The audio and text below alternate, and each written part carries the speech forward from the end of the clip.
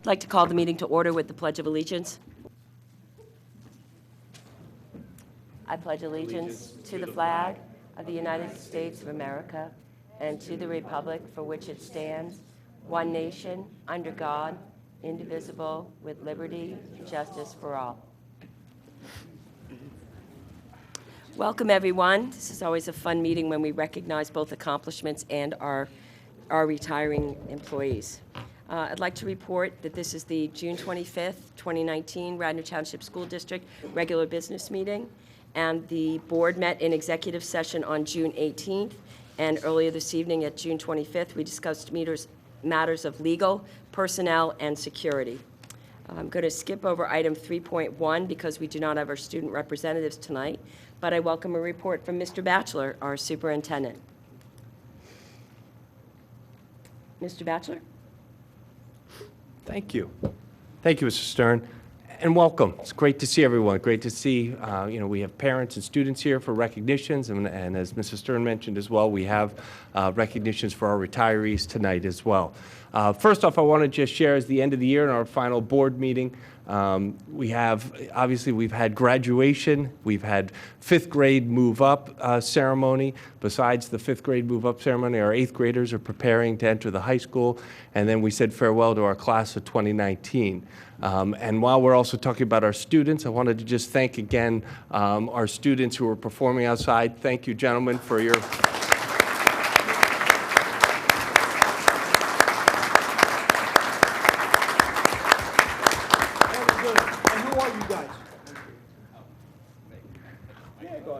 Go ahead. Real quick. You can pull it over to you. I'm Ryan Oliver. I'm Alex Pano. Alex Pano. I'm Jonah Farber. Thank you, guys. Good job. Gentlemen, thanks for being here to play for tonight. It's great. I think we might need to book you for every board meeting. It sets a nice tone going in. So, thanks, guys. Have a great summer.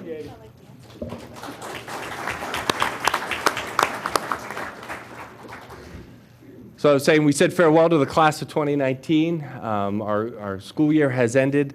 We said farewell to our graduates. It has been another wonderful school year in Radnor. It is hard to believe that the year has flown by as fast as it has.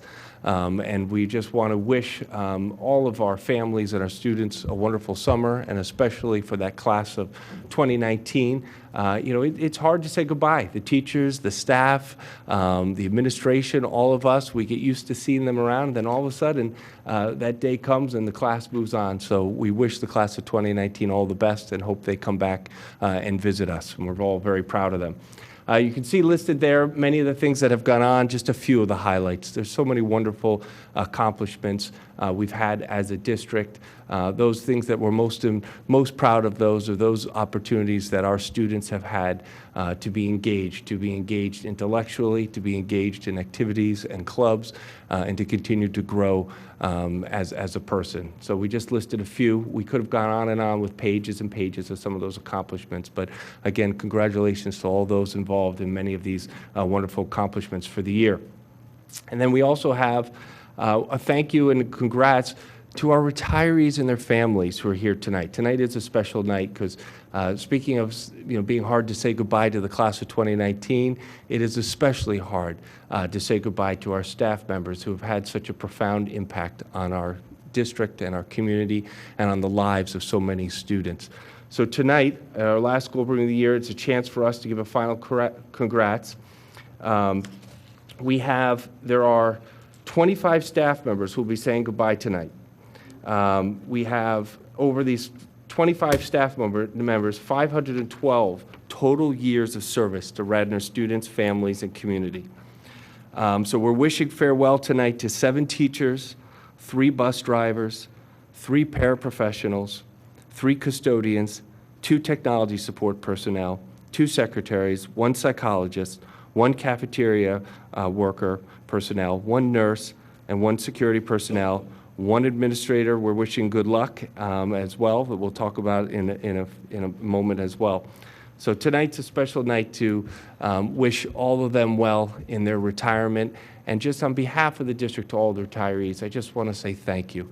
Thank you for your service. Thank you for your dedication. And no matter what position, when you work for a school district, you have an opportunity to work towards the betterment of our whole entire district. And that opportunity that you have to make our community and culture better for the kids of Radnor, I think it is the most rewarding profession to be involved in. So I congratulate all the retirees here. We'll have an opportunity in a moment to recognize each one of the retirees individually. We're also going to have a moment to recognize our track team as well in a moment. So before we do that, I just also want to thank some of our donors this month for our board meeting, our Ithan Elementary School PTO, and our Radnor Educational Foundation. It is important for us to say thank you, and also the support of our PTOs, the Educational Foundation. It is through their consistent support, it helps us have so many of the successful programs that we have. So thank you both to the Educational Foundation and the Ithan Elementary PTO for those donations. And that is all I have for this evening. Thank you, Mr. Betcher. Now, are you sure with all that excitement it doesn't call for a song? I am going to speak on behalf of one of the retirees, so don't tempt me to sing. Okay, great. I may, I was told, though, it was in my contract, I'm no longer allowed to sing in public. We did add a little codicil. Okay, so we're going to move into recognitions. I'm actually, with the indulgence of the board and the public, we're going to change up the order. We're going to ask for 5.3 to come first. We have a few students here tonight. Mr. Miller, would you like to go down and present the... How about if you present them and I'll read them from here? Does that work for you? Fantastic. Perfect. All righty. So I'll give you a sec to go down there. So with this recognition, we'd like to honor the Radnor High School track and field athletes who earned new school records this year. The Radnor High School track and field team experienced unprecedented success during its 2019 season, setting new school records in 5 events: the girls' 800-meter run, the boys' 4x800-meter relay, girls' discus throw, girls' javelin throw, and girls' pole vault. Junior Kira Seaschultz set the Radnor High School record in the girls' 800-meter run, first in the spring of 2018, before besting herself twice during the 2019 season, clocking in with a final record-setting time of 2 hours, 10 minutes, 10.06 seconds in her, wait a second, that's 2 minutes or 2 hours? 2 minutes, thank you. 2 minutes, 10.06 seconds. It's the speed one. That would be if I were running. In her second place finish at the PIAA Track and Field Championship at Shippensburg University. Kira earned her spot in states after placing second in the 800-meter run at the District 1 Class AAA Track and Field Championships. Sophomore Chris Bells, junior Frank Brown, junior Luke O'Malley, and senior Ethan Zay smashed the existing boys' 4x800-meter relay record by 8 seconds when they finished second at the PIAA Track and Field Championship with a time of 7 minutes 43.48 seconds. The 8x100-meter relay team finished fourth at the District 1 Class AAA Track and Field Championships to earn their trip to states. Senior Zoe Metzger broke the Radnor High School record in 2 field events, the girls' discus throw and the girls' javelin throw. Her 103-foot record-breaking throw in discus came during the last chance meet on May 11th. Her record-breaking javelin throw of 120 feet, 3 inches, came during her win at the Central League Championships on May 8th.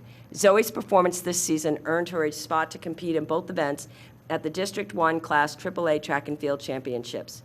Senior Mab Rangiones broke the Radnor High School record in pole vault with a mark of 9 feet 7 inches during the team's meet against Haverford and Marple on April 29th. She also finished second at the Central League Championship meet on May 8th, qualifying for districts with a 9-foot 6-inch leap. Mab's performance this season earned her a spot to compete in pole vault at the District 1 Class AAA Track and Field Championships. The superintendent, along with the board and the Radnor community, congratulates these students, their teammates, parents, and coaches on these outstanding accomplishments.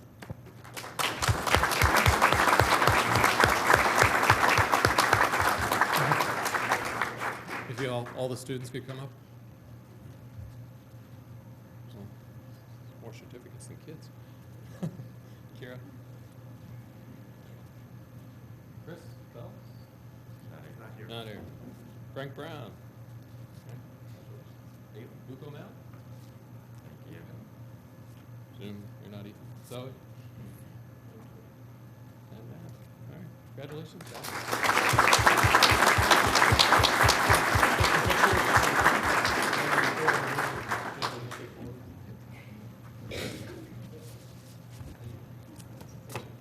not going to give you my poll. I'm just going to say congratulations. Congratulations. You do not want my poll. Congratulations. Great job. If you guys would go in the back there. Yes. Okay, and let's see. Do we have to table the 5.2? No, you can just say we're going to. Okay. All righty, and so we have our next item, which is 5.2, the resolution of appreciation for retiring student representatives to the school board. We're going to move that to the August meeting because our representatives were not able to be here tonight. And so with that, I'm going to let Mr. Batchelor handle 5.1, the resolution honoring retiring employees. Mr. Batchelor? Yes. Thank you. As I said earlier, it's a special night. It's a special night for us to say thank you. And it is an amazing thing when staff members retire from the school district. They come back and visit, and they all seem to stop aging, and they look better. So I don't know what goes on, especially those first couple years of retirement, but it seems to make everyone very jealous. We are so happy for our retirees. We're sad to see them go, but we, again, so appreciate their years of service. So we do have administrators that are here to speak on behalf of each of the retirees. So I don't want to, am I going to mess up the order if I go right from my order here? Is that okay? So we're our first retiree, so we have each one stand up. The administrator who will speak to them will come forward too. So Barbara Fretchel. Barbara, why don't you come on up? And I think we have Todd.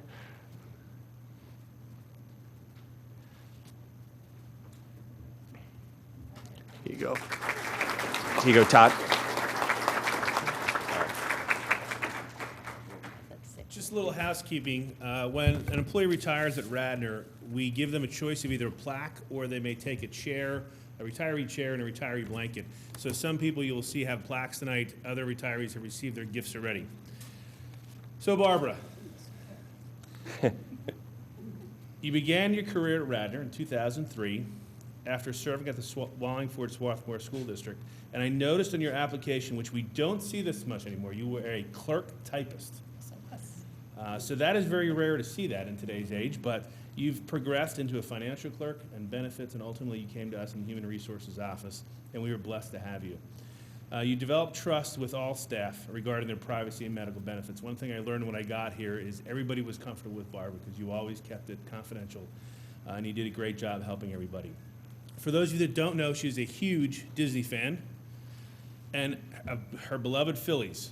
Yes. It's always about the Phils.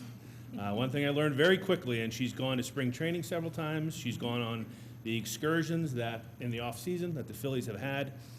And we shared many stories that related to each of us through our rural childhoods. Even though it was at different times, the similarities were incredible.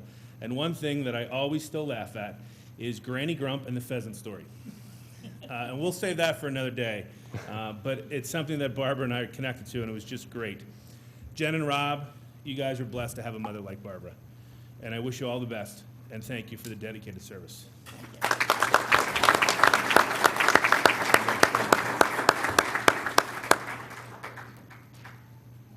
So our next retiree, George Hahn. George, come on forward. And Dr. Stevenson.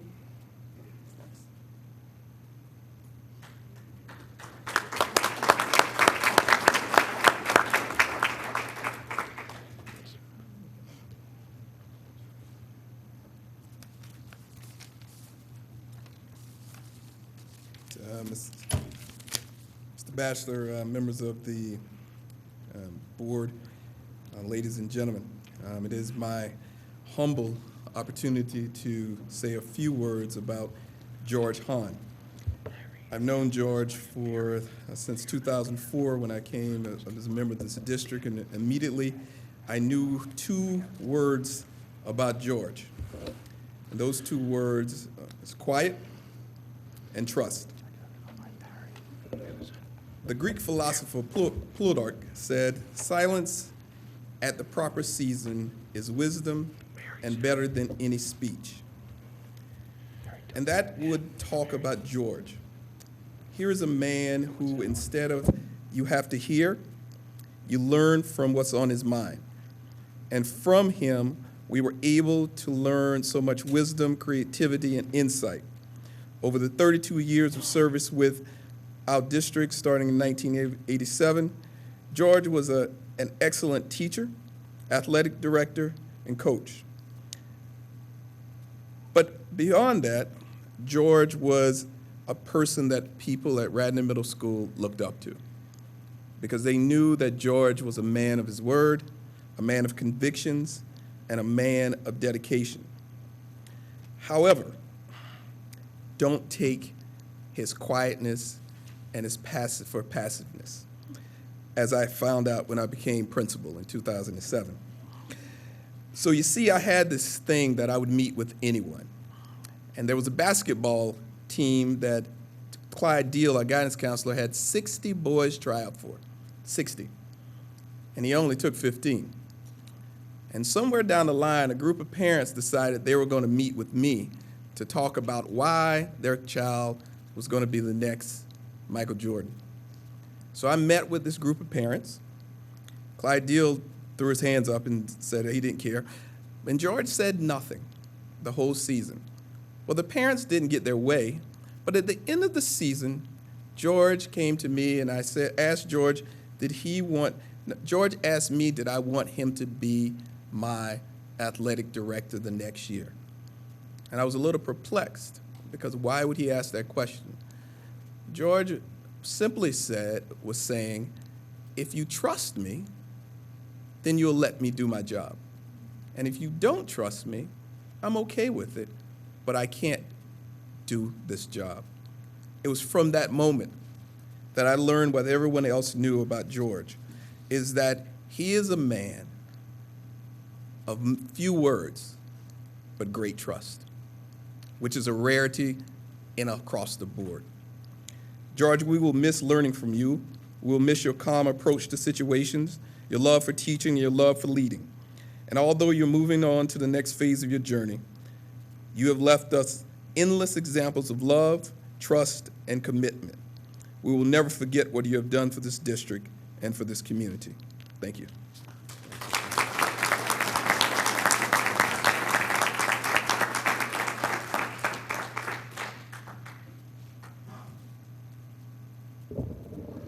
Thank you, Dr. Stevenson. Congratulations, George. I'd like to invite up next Vivia Harriet and Duncan Smith.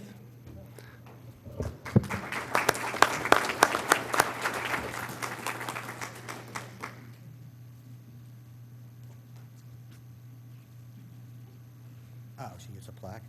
Okay. Well, I've been the supervisor for Vivian now. You've been here 18 years, I remember, because it said it up there. I've been your supervisor the whole time. Vivia took total ownership of that administration building. She's been in the administration building the whole time she's been here. And, you know, even in the summertime when we're cleaning the schools, Vivia also contributes to the middle school being cleaned while also going back and daily cleaning at the administration building. You know, 39 offices, 9 bathrooms, 3 stairwells, 3 different floors. I mean, I think that's pretty amazing. And she did it every day without complaining. And I'll never forget when they were going to stop renting the upstairs, and there was going to be extra offices to clean. And I said, I knew I was going to have to tell Vivia that she was going to have to pick up these offices. Well, she gave me a look that I'll never forget. And I said, but Vivia, they're adults. It'll be fine. She said, that's even worse. I said, and then, you know, when we're in summer cleaning, I'm running around trying to get these school clean. The kids are coming back, you know, and Vivia always say to me, when are we going to summer clean the administration building? And I'd say, well, Vivia, the priorities are the schools. We got to get these schools ready. And she says, well, this is my building. There's the key word, my building. This is my building, and I need to get things done here, and you need to send some people over. So being the strong supervisor I was, I said, okay, I'll be right back, and I'm going to go get some help. But that was just the way she was. Never an ill day with Vivia, always a good mood. We'd always have a good time, always laugh. When she'd have her trash bag, I'd look in there and I said, are you putting trash in there? And she would just laugh at me, you know, and I would go on my way. But it's been a pleasure working with you, and I will miss you, and your dedication to you and your family is awesome. So thank you so much. Thank you.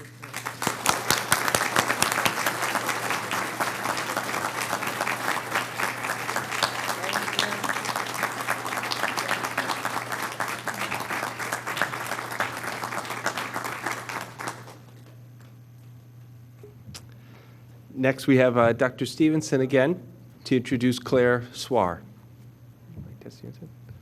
And Claire, come on up.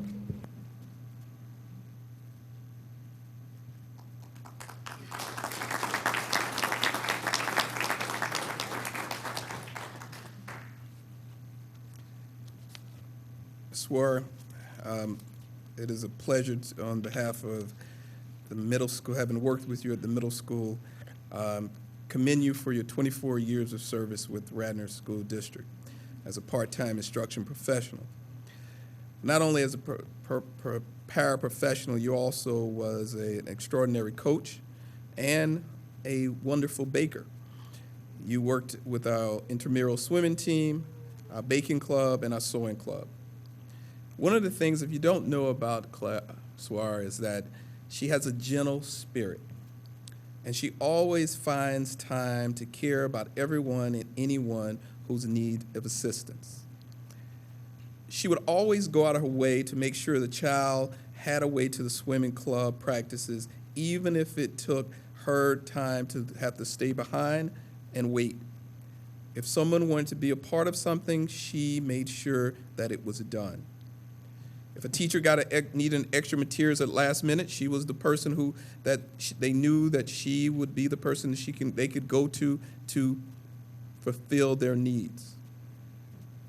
And most importantly, what she did that was unknown, unless you were on the receiving end, and so many people do know if you were at the middle school, that anyone who needed a word of encouragement, through her smile or kind words, no matter where it was and no matter what was going on in her life, she would always try to lift them up.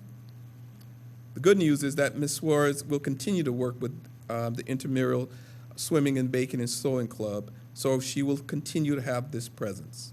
Ms. Suarez, we thank you for being one of the biggest cheerleaders of our school and our district, and thank you for caring for all aspects of our middle school community.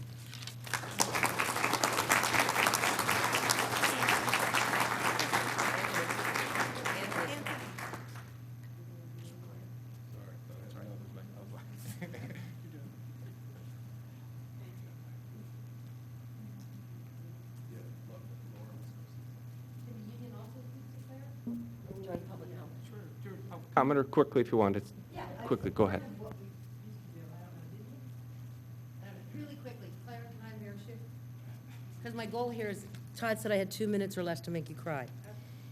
So just to echo everything Dr. Stevenson said, you came as an office support staff in 1995, and when I met you in early 2000, you were actually the first person I met who offered me a kind word, and I was kind of skeptical, growing up in the mean streets of Wayne.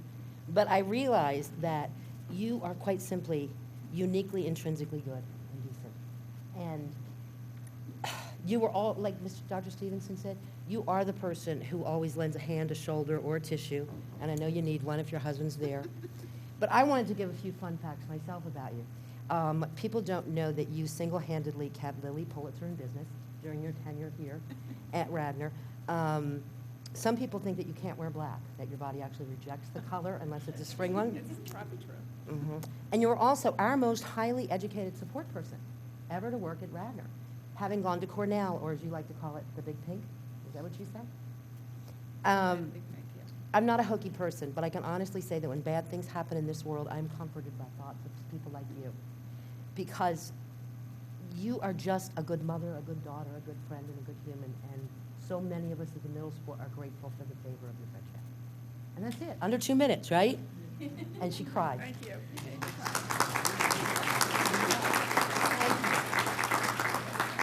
Yes, so Mrs. Owens.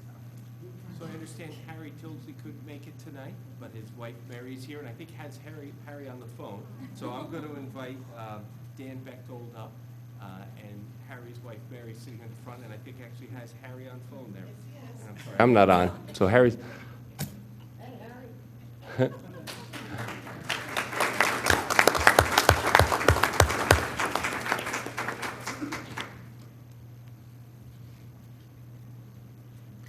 Hey there, Mr. T. All right, so Mr. Harry Tilsley, affectionately known as Mr. T by our faculty, staff, and students, has worked for the Radnor Township School District for 12 years. the majority of which he worked at Radnor High School as a paraeducator. Prior to coming to Radnor, Mr. T served our country and was a sergeant in the United States Marine Corps. Mr. T was a valued member of our staff at Radnor High School. Always eager to jump in and lend a hand, he worked with individual students in our Academic Success Center, as well as supported classroom instruction in core content areas. A trusted and dependable employee, Mr. T proctored Keystone exams, CDTs, and NWA maps, as well as helped to manage student behavior at the entrance to our cafeteria during lunches. And if you've ever encountered a group of hungry teenagers waiting in line for food, you know that that's no small feat. Mr. T was also invested in the culture of the high school. He served as the club sponsor for the Radnor Garden Club, otherwise known as Radnor Can You Dig It? Harry and the club assisted with beautifying Radnor High School, including dedication of a rhododendron to then Principal Mr. Mark Skellinger on Skelly Day in 2015. It's been my honor and pleasure to work with Mr. Harry Tilsley. Each day that Mr. T came to our building, he brought with him a great sense of humor, a positive attitude, and a huge heart for our kids.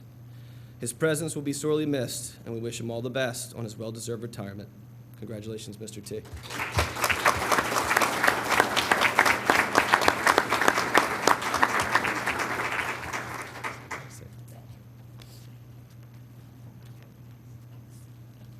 Give him the plaque. He has a plaque, right? He has a plaque. He has a plaque there. All right, Mr. T, we got a plaque here for you, so you got to find a place for the wall. He will. Thank you very much.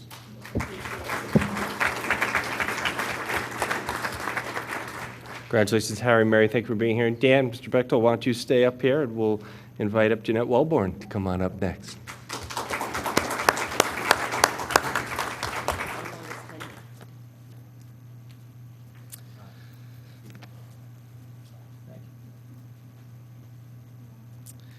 It's also my pleasure and honor to speak on behalf of Mrs. Jeanette Wellborn this evening. Mrs. Wellborn has worked for the Radnor Township School District since getting her first long-term substitute position in 1978. She was awarded a contract the following year and has been a dependable, caring, and talented educator serving our students for over 4 decades. In her time at Radnor, Jeanette has taught many levels of classes at the high school, most recently finding her niche teaching Spanish 3 and Spanish 5 classes. She's patient and adaptable and ensures an engaging learning experience for all of her students. Mrs. Wellborn has had many opportunities to reach students in her career, from her serving as a cheerleading coach and organizing the LM Pep Rally during her early years, to taking students on trips abroad in recent ones. A dedicated member of the World Language Department, Jeanette has been a fixture at student-centered events such as our Thanksgiving dinner and our senior prom for years.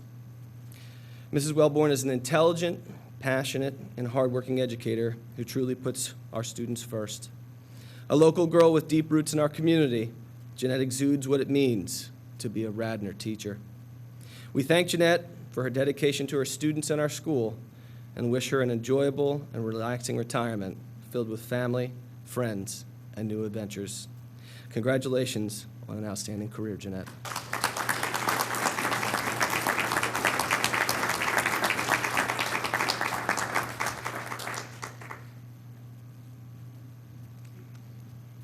Congratulations, Jeanette. I'd like to invite up next Mr. John Hearn, who will introduce Francis Wright.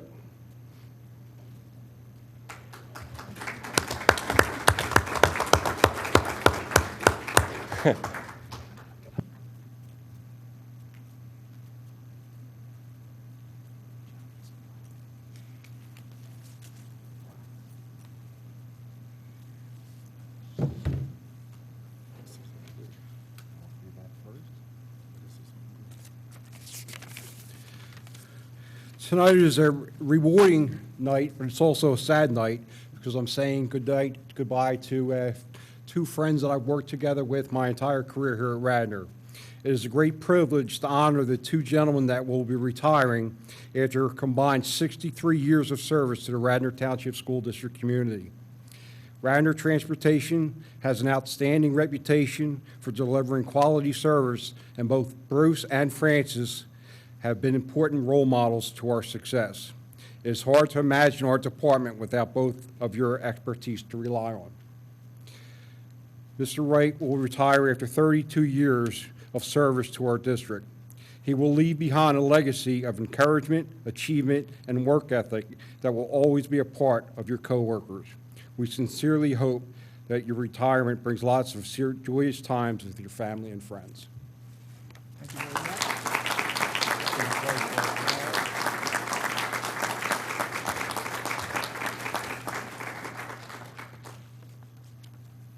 And then, John, you can stay up and introduce, and we'll have Mr. Bruce Martin. Come on up. Bruce, come on up.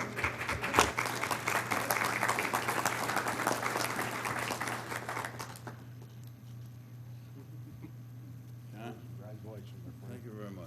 Appreciate it. Everybody, thank you for inviting me tonight. I appreciate it. Nice meeting all of you. Very, privileged. Mr. Bruce Martin will leave us after 32 years of service. Our department has always appreciated your dedication to the safety of our students, along with your commitment to excellence. Thank you for everything you have done, and we hope that retirement brings plenty of new adventures to your life. Thank you, John.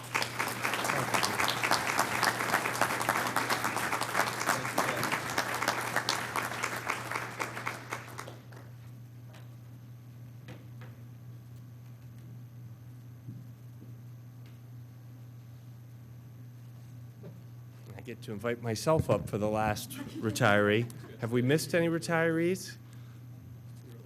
Who else did we, besides just Maureen? We haven't missed any others, have we? You playing with me? Our last retiree I wanted to recognize tonight is Dr. Maureen McQuiggan. So Maureen, come on forward.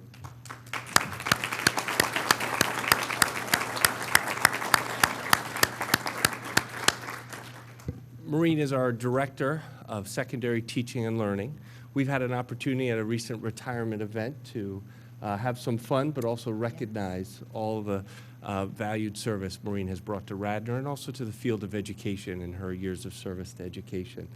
At that opportunity, we discovered she had let me make sure I got these numbers right, 6 different titles in the district, starting as teacher, right? 7 different certifications. Right. Am I correct? We discovered her and discussed her love of learning, and I think that has been one of Maureen's strengths. Before even pursuing her doctorate, Maureen had already achieved 70 credits, beyond her bachelor's degree before even beginning her doctorate many years ago. And she's been a lifelong learning, and she's brought that lifelong learning and that passion for learning to all that she has done here at Radnor in her positions.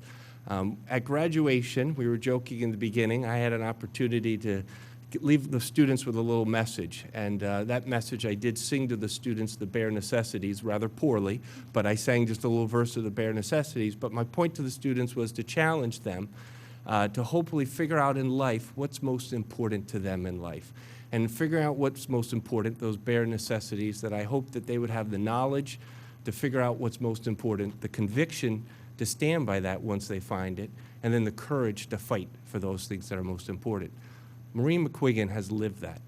Maureen McQuiggan, in all that she has done, and the little bit I have seen, and the window I have seen in the last 2 years, I have been continually inspired by her. I have been inspired by her work ethic, how hard she works. There is no project that is too big or too small, no detail that is too big or too small for her to think about or her to make sure is getting done for the sake of the district. Maureen has an ability to balance everything and also still balance her family. She has a wedding coming up that we're all excited for this summer. It's good to have Jean here and her daughter Olivia here. And they are getting tired of all these celebrations, though. Yes, they did they tell are. me. They did. No, I'm teasing. But I have seen Maureen in so many different environments in the district, working with teachers, working with students, with staff, and her dedication to our curriculum, the behind-the-scenes work that makes the district work and work effectively. You have been there behind the scenes doing that, and thank you. This district thanks you for your service, so I have this certificate for you and a little gift as well. Thank Congratulations. you very much. Thank you. I appreciate it.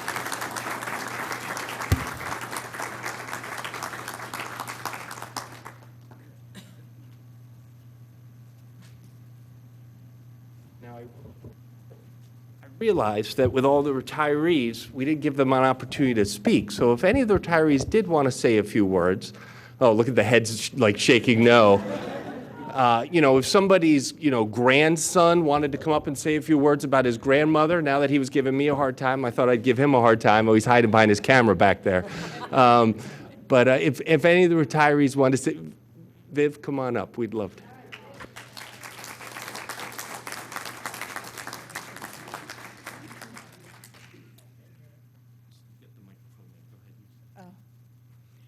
To the staff of Radnor Township, it was a pleasure of me to be in here for 18 years, to working with the staff, working with the kids, and build a family with them.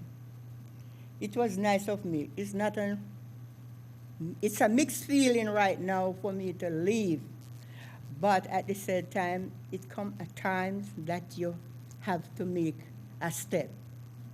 So, on behalf of my family and my outside one, I just want to tell you thank you for having me. Mr. Todd, I remember you.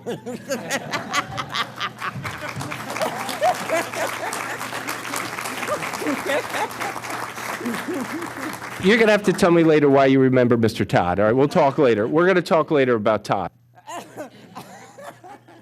So I want to thank you all for having me. And have a blessed evening. Enjoy it. I will still drop by and look for you guys.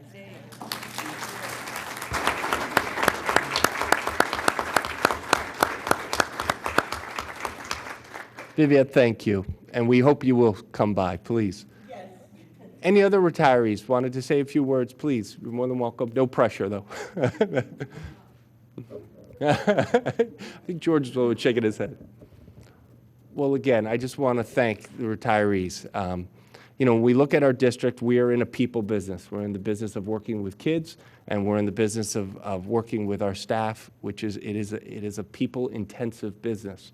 The people what makes a difference in our organization in working with kids are our people. Yes, our programs, our curriculum are all important, but what makes the real difference day in and day out, it's the people. It's the people we work with. You look at any survey about satisfaction with jobs, whether it's in education or other careers, people will always talk about the importance of who they work with and the difference that those people make. So to all our retirees tonight, thank you for making a difference. Thank you for being part of this district.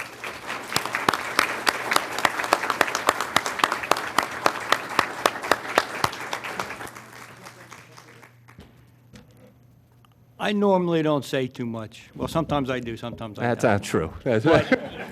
When I'm looking at somebody right now, and when I look at what makes Radnor, I see her right there, but I also see her parents. Your parents were some of the greatest, nicest people that I have ever met, ever. And I remember when I was working actually for your brother, Dom, and we went over to your mom and dad's house, and your mom came out with, and I never had this before, she would freeze grapes and put them in. And we said, well, we're actually here to work. And she said, not yet. And she rescued me from the dance floor once too, your mom. And really, my heart goes out for your whole family, and your mom and dad were so special to me and my family. So I just wanted to say that, and thank you.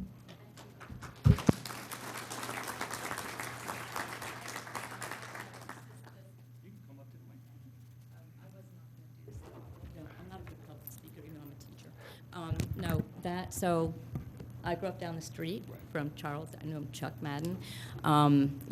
We grew up on Aberdeen Terrace, and like he said, it was, my parents have been, actually, my mother passed away a year ago today, so that makes this even more special. My dad passed away 7 years ago, and we were always really fond of your family, too. So I know if my mom and dad were still here, they would be really proud of you, of me, of all the teachers. So it's been really, really special. It's been an awesome adventure being in this district for 41 years. My dad and my uncles went to this district. My siblings went. My nieces are here. So I work with some of the most talented educators in the World Language Department. I have just loved it so much, and this has afforded me such a great opportunity to travel with students to Spain. We've taken many, many trips, and I couldn't be more blessed to have had a job where I have been able to live my passion. So, and thank you. I don't know how many, 41 years we've had a lot of school board members, but they have always supported me and supported us and our request to take trips to Spain. And I have always had the support of the administration, Mr. Bechtold. Like I said, I could not be more blessed. So thank you very much. And, it's been a great ride. Thank you.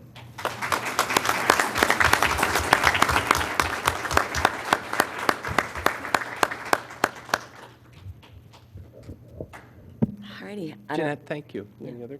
No. Go ahead. I just want to say something briefly to the retirees. This is always an emotional evening. I'm always astounded by the number of years that people have performed service for the Radnor schools.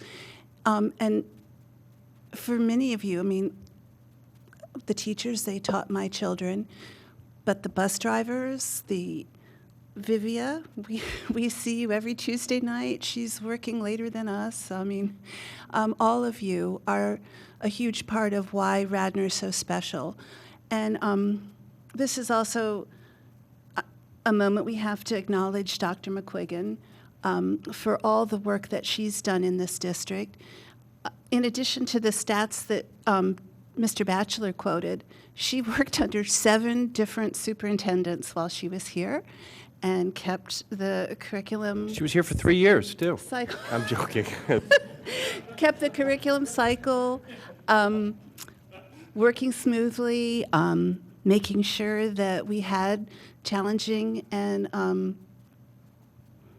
just the up-to-date curriculum. And I've said this is my 4th time to acknowledge her publicly, but I do believe that our hugely successful full-day kindergarten program is in large part because of the efforts of Dr. McQuiggan. So all of us should be really grateful for her service to Radnor.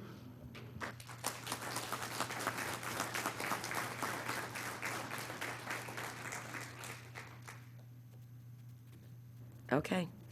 So with that, thank you all so much for being here tonight. We really do appreciate it. You did make and you do make a difference in children's lives, which is probably the most important life's work there is.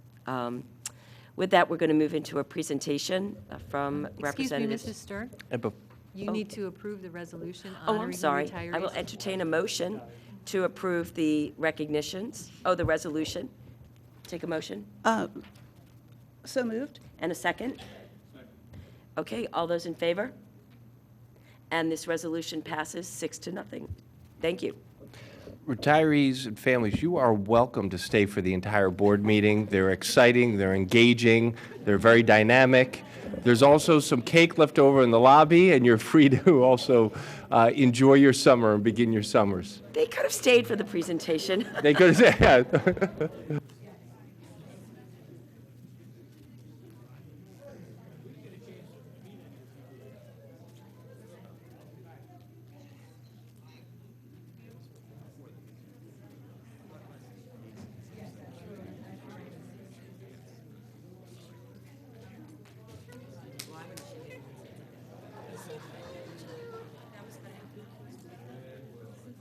Oh, Vivian, thank you so much. Thank you. Maybe we're just in the middle of a break. Let them set up. Why don't we ask? Okay, we're going to recess for just a few minutes while the presenters set up. Thank you.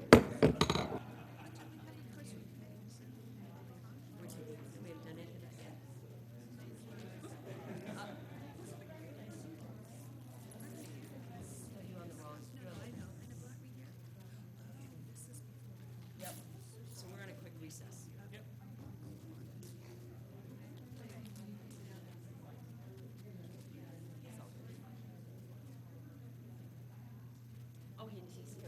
actually worried that you weren't here, so. It's your job to corral them, though. I will. Uh-oh, they're out eating cake. We may never get No, to Chuck's that. out there talking. Chuck, he says he's meant a few words. Well, you're going to be presenting to us with just an update, right? So the one, if you just maybe could have a copy of this down on the table. If, if people have a question, we can have the overhead camera. All right, great. Thank you.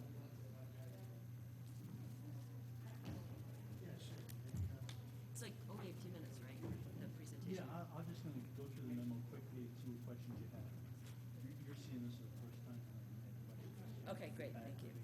I'll be very quick. All right. Not to rush you, I just didn't. Sure. I was told it wasn't that long. Yeah. Do you have a PowerPoint or just paper? Okay.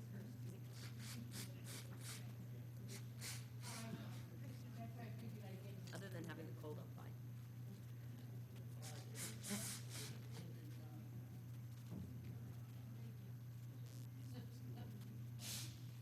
I'm gonna go wash my hands, though. I'll be right back. Try not to spread my cold to anybody. I'll just be here pretending there's a meeting going on.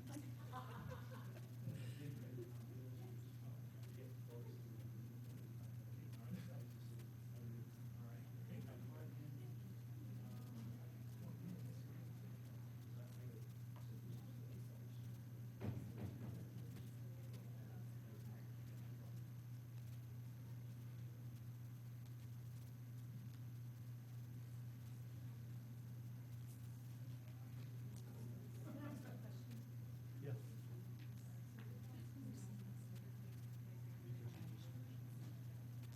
The memo you made?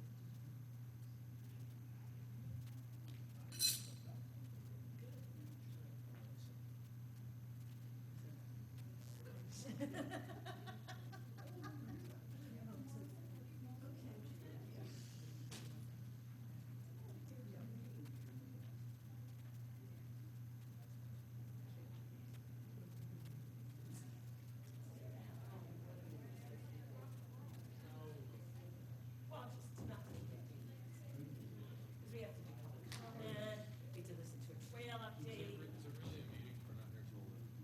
Oh, come on. And we're usually out here by 8:30. Come on. Where did Lydia go? She was gonna hold down the whole fort. She asked where George went, and I told her that he went home, so she was chasing him down the court. Oh, jeez. What'd she say? Oh, we can't. Yeah, why don't we? I was gonna suggest Why that. can't we, why do we have to have a presentation before? Oh, we could, Yeah, because I actually thought Yeah, let's switch public I comment. actually thought that we would have done public comment. Yeah. I know the troublemaker in the group, that's all right. But where did Lydia go? Let's do. I thought we would have done Yeah, public comment with yes. retirees. Yeah, we just do that more of a procedural. And then like once everybody's out. It's because it's what the form said, it's not because it's. Yeah. Lydia, just yell for Chuck to come in. He's in that room. He's just getting coffee. He's here. Yeah. There's no People coffee ask in me there. all the time if I watch yours, and I'm like, no. Amy, I didn't think there was coffee in there. I do. I didn't think there was coffee. They added it late. Very brief. Yeah. You know what, it's better to be involved than sweating it. Sure, that's fine. Okay. No problem. Oh, yeah. Who's the George? All right, we gotta- George Nagel chair, because he like broken one of the chairs, so. Ken, let's you and I be more thoughtful about the order of our agenda instead of just blowing through it. All righty. Why? What did you? We're going to change and do public comment.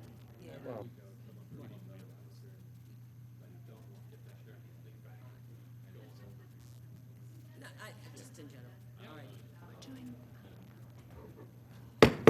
Okay, so we're going to get back underway. Thank you so much.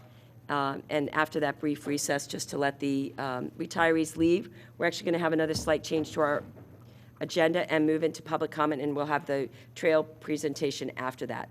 So now for our public comment portion, citizens are encouraged to address the board during the public comment portion of the meeting on the agenda or other topics related to the Radnor Township School District. Please print your name on the sign-in sheet at the table in the back of the room. When you come forward, please state your name, your address, and topic to be addressed. Individual comments shall be limited to not more than 4 minutes as per Board Policy 006. And should you be unable to join us tonight, you may submit your comment by email to boardcomment@rtsd.org or in writing to Mr. Michael Petiti, Radnor Township School District, 135 South Wayne Avenue, Wayne, PA, 19087. Do we have any public comment? You can sign afterwards. It's fine. Welcome. Sheila, you might need to bring the mic, just turn it towards you a little bit. Yeah, there you go. That's okay. Keep pulling at it. Just rip it off. Good evening, everyone. I'm Sheila Palmer, the director of the Radnor Educational Foundation.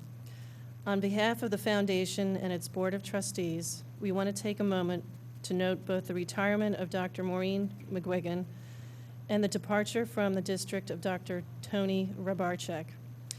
Dr. Maureen McGuigan has been the district's point person with the foundation for many years and has been a tireless supporter of REF, but more importantly, a tireless champion for the students of the Radnor Township School District. Her signature initiative while working with REF has to be the grant supporting the district's summer reading program. The grant enabled participating students to visit a children's bookstore and purchase books of their own choosing while enjoying a bit of frozen yogurt. It might not seem like much, but the impact of that special trip at the end of the summer is impossible to measure and would not have happened without Maureen's support. We are also honored that many of Maureen's former colleagues have gotten together to form a special REF grant fund to support future REF grants focused on early childhood literacy. Through that fund, Maureen's work will continue to improve the opportunities for Radnor's youngest students. REF could always count on Maureen to share with us the current thinking from inside the district on how REF could help to support the district's mission. She would keep us apprised of new developments that REF should consider in our future planning. The foresight and guidance Maureen has provided us over the years have made REF a more effective organization and an additional resource to help support our students. Dr. Tony Rabarchek has been engaged with REF a few years less than Maureen, but still made a big impact on REF and its work. His enthusiasm and infectious personality reminded us that a bit of fun and adventure now and again add immeasurably to the educational experience. His strong support for the annual elementary STEM night helped to turn a promising idea into a middle school full of young scientists in lab coats year after year. REF thanks Maureen and Tony for all of their hard work and contributions on behalf of the foundation, and we wish them well as they write the next chapter in their respective stories. Thank you very much, Maureen, and thank you very much, Tony. Thank you very much.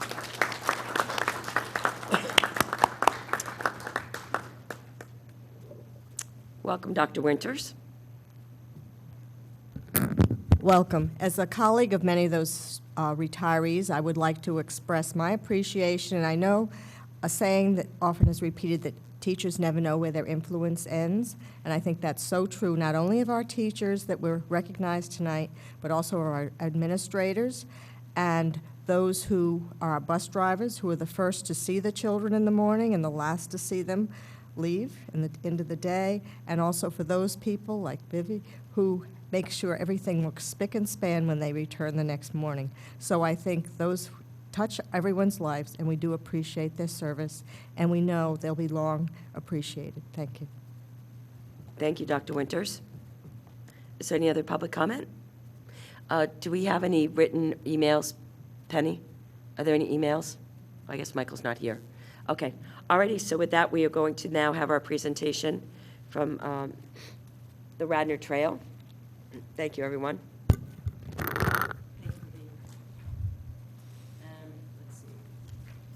As tonight, we have Peter Simone of Simone Collins Landscape Architecture to give us an update on the Radnor Trail. Great, thank Welcome. you. Thank you very much. Nice to see you all. Thank you for your time. Sure. Actually, with the hand might be more. I'm okay. And by the way, that was a very nice ceremony. At first, I thought, do I have to sit through this? But I'm glad I did. To give you an update, since the last time we saw you, we finished our drainage work for our permits that are necessary from both Conservation District and the Township. Those have been submitted. That drainage work, when we presented, last time we saw you, we presented the number of trees we had to take out for the trail. We said we'd be back when we knew what the drainage was. The good news on the drainage was DEP relaxed their guidelines. So we are able to do less intensive drainage infiltration work than we had previously thought. However, to do that, had to go back to the township. Our engineer got a major addition to their contract to redo the engineering because we knew we would save trees. Our engineer estimates we would save about 60 trees, especially some very large ones, on the drainage work if we could do less intensive drainage. The bad news is we still had to take out 82, and those are marked on the plans that I've given you today. So we've looked at all those trees. The township arborist has looked at them. His report is attached to this memo. And so based upon the 82 trees for the drainage work that have to be removed, and those are all in the survey, and the additional 102 that were had to be removed for the trail, we're at 184 trees. According to the township ordinance, and I won't read these, on page 2 you'll see, based upon the size of the tree coming out, we have to do so many replacement trees. The larger the tree, the more replacement trees. So the bottom line is, in replacing the 184 trees, we have to replace 245 trees. So we're actually coming back in with more trees, and actually the plans actually show 250. Also, the tree, according to the ordinance, the trees that have to be replaced are sized at 2 to 2.5 inch caliper. Your board had made requests earlier to have some larger trees in areas. So 83 of those trees are larger than the 2 to 2.5 inch caliper. Those are mainly along the sports fields where you've asked for larger trees. So that's where we are with the planning. All those permits have been submitted to both the townships reviewing their drainage permit and the conservation districts reviewing theirs. The plans that I gave you are color-coded. These are actually from the construction set.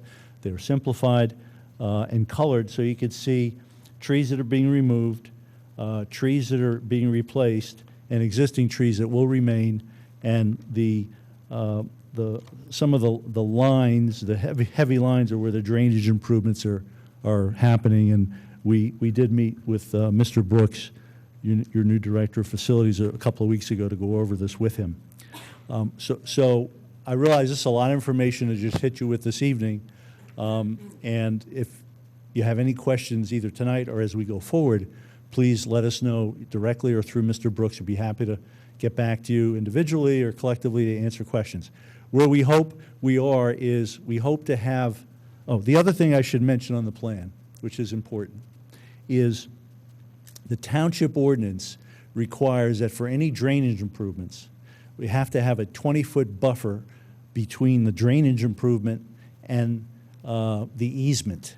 And we show two different easements on this plan. One is a temporary easement that we just need during construction, and the other one's a permanent easement. The temporary easement is sort of a blue color, and the permanent easement sort of a light orange color. When we get to come back to you with our right-of-way plans, which are now being reviewed by PennDOT, once they're approved, we can formally go through the negotiation process. The township can negotiate with you formally and your solicitor for the easement that's necessary. The good news is that my expectation is the township will need to agree to maintain that easement, both the drainage structures and the trail. So that's that's what those lines are, so you can understand. And the reason they're wider, the easement is much wider than the area of disturbance because of the township ordinance. So we have to have a bigger area. So those plans are being reviewed by PennDOT now. We hope to have those approved, hopefully, in the next few weeks. At that point, we can come back to the school district, work with your solicitor and Mr. Brooks to request a formal easement and your approval of this in a formal way. We have to go through the federal process. They have various forms we have to fill out that you'll have to review. And we hope to have everything wrapped up in August. And if everything goes well, this will be bid in fall, early winter, and built in the spring. So that's a very quick summary of that. And again, I know that's a lot of information, but if you have questions, I'll be happy to try to answer them. Now, the other thing that's attached here is the arborist memo and also the plant list of the types of trees that we're suggesting. The township arborist has reviewed this, and you'll notice there's a lot of varieties because what we try to do is not have a monoculture, so that if a disease hits one of these trees, one of these species, it's not going to go through all the trees. The other thing I'll mention about the 80 some odd trees we have to take out for the drainage improvements, I believe there are 21 that are ash. And if you've been following what's happening with ash, they're sort of zombie trees because they're going to die soon anyway because of the emerald ash borer. So I guess the good news is those are going to get replaced according to the township standards. So that's my summary, and happy to try to answer your questions. Thank you, Mr. Simone. Does anyone have any questions? Yeah, I do. So we only just got this right before you started speaking. Right. So my first question is, I've noticed whenever people plant, well, they take out a bunch of trees and plant new trees, not all the new trees survive. So what is our assurance, or what is your plan? Do we have any replacement plan for those that don't make it? Because they won't all. Yeah, a mortality rate can be anywhere from 5 to 10%, depending on all the variables, weather, et cetera. There's going to be a year replacement on the trees, so that if they do not, this will be with the PennDOT contractor, so that if some trees don't survive, no matter what number, they will be replaced at no cost to the township. By PennDOT? By the contractor, correct. It'll be part of the contractor's agreement with PennDOT and the township. Okay. But only for a year? Typically, it's a year guarantee, yes, sir.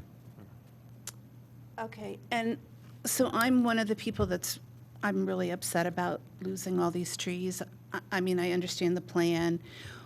Can you just explain again why we need to remove so many trees that are close to the new trail but aren't really affected by it? Hopefully the illustration where the trail is in gold, Yes. you can see where those trees are. A lot of those, the trees that are on the trail obviously would have to be moved. The other trees that Right. have to be affected is where we are grading, and we're primarily filling as we get closer to the corner of King of Prussia Road, where we have to create a bench for the trail, and just think about putting a bunch of soil around these trees. Well, we're going to cut off the air and water to them. So because we're affecting the surface of where the tree is, they won't survive. So we have to take those out and remove them. The other ones are further away from the trail, where you see those series of tight lines where there are drainage improvements. These drainage improvements are mandated through what's called an MPDS permit, which is a federal permit that is administered through the states, where we have to infiltrate water into the ground so that it replenishes the aquifer and also cleans the water. This is a federal and state mandated program. There's nothing we can do to get around it. As I mentioned earlier, those guidelines were relaxed slightly, so we were able to do less intensive drainage work there. And where we're obviously affecting the grade, those trees won't survive, so we have to remove those trees. In my view, the only bright side of this is a lot of the trees that we're removing, about 80% of the ones for the trail, and a majority of the ones for the drainage improvements. The drainage improvement trees are all volunteer trees. They're a part of the edge of that woods. They're in varying conditions. You can read Mr. Hosbach's memo. We're going to be coming back with nursery-grown, certified nursery stock that will be very healthy when it's put in. Mr. Hosbach, the township arborist, will also help supervise the installation of the trees. If you know anything about Mr. Hosbach, he does a very good job. So we're going to make sure they're planted correctly. Some of the trees that are failing now along King of Prussia Road were planted generally too low. They got, if you remember our walkthrough, a lot of them had root girdle, and that's a reason why a lot of them are failing. So we're hoping, anticipating that the new trees we're putting in, again, looking to the future, just like you do every day with your students, we're hoping that in the future you're going to have a better stand of trees that will last longer. And so on the scheme that you gave us, you show replacement trees of varying sizes, and all of them are larger than what you show as existing trees or trees to be removed. That's just a graphic symbol. Okay, so there's no... The existing trees to remove, that's just the surveyor's convention. They don't show, they don't calculate, when you look at, Mr. Brooks has a detailed survey, each of those existing trees will say 18-inch oak, 12-inch ash, et cetera, et cetera. The graphic symbol is just a standard symbol that surveyors use. We put in those dark green ones to represent the trees that are coming back. The bigger circles are what are called shade trees, things like tulip, poplar, and oaks that will get really tall. The other ones are smaller stature trees like redbud and some of the smaller stature trees that are understory trees. So we tried to represent it that way. They're not meant to be, existing trees are not meant to be accurate in terms of their canopy. Okay, so it's not to scale in any regard with, it's not to scale in any regard with. It is to scale in terms of the location. Okay. And where the trees will go, and everything's drawn to scale. The only thing is not to scale is the canopy of the existing trees. Okay. All right. Again, I just glanced at this, so those things popped into my mind. If anybody else wants to. I'm looking at sheets 2, 3, and 4, and I see this, what I presume is wetlands, and I'm just confirming that it's Correct. wetlands. And the little flags around the perimeter, do they mean anything? They are just, again, surveyor's convention. Those are the wetlands that were flagged by our soil scientists. And as you'll notice, those were avoided by any construction or disturbance. Okay. Does anyone else have questions? Yeah. Chuck? We're in the process of possibly using a couple entrances that we have here. I think it may be on sheet number 3. Mm-hmm. Is that entrance there, the emergency entrance to the back? Yep. Now, if we were to, because we're looking at getting possibly a whatever it is, a road. Yeah, we want to maybe use that. What will that do to yours? You would just then redo it, correct? It wouldn't do anything to us. We're maintaining that driveway. We're actually putting in, that square there represents a new concrete apron. Right. Which is going to be reinforced concrete. That's going to be heavy duty. Right now, you have sort of a mess right there. Right. And also, those zebra stripes represent a crosswalk for the trail. Mm-hmm. So we're actually going to improve that. Right. Unless you were going to widen it. I don't know what we're going to be doing. I don't know. And I don't know what I don't know what the status is. Why you would need an HOP because it's existing now, unless you're going to make it a daily used driveway. Yeah, you never can tell. Okay. But anyway, and that also leads me to the next one, which would be the exit at the high school. Correct. That intersection looks like it may be bigger. Correct. And we've been coordinating with Pannoni, Okay. with the Penn project, Right, that right. they are actually going to, they are in the process of changing their plans so that it fits with the trail. They have right now they have a 5-foot sidewalk and a 5-foot ramp. They're going to change that to a 10-foot sidewalk and a 10-foot ramp for a short distance. so that when the trail comes in, which is going to be after they're done, everything will work Okay, together. that's Yep. all. That's all I have for you. Thank you. Very Yep, good. sure. Are there any other questions? Okay, I have a couple of questions. So one is more of a comment. This is helpful to see the blow up, but I think if you could email to the administration, this is a scale of 1 inch for 40 feet. If you could have a scale where we could see kind of the overall property on a piece of paper this size, or the proposed Mr. trail. Brooks has the full plans. I mean, we sent them to you, right, Mark?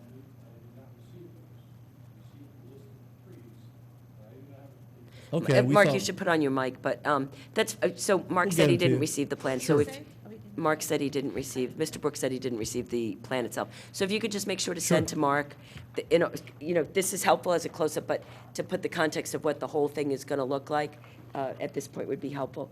On page 10, I just had a question here on the last sheet. Yep.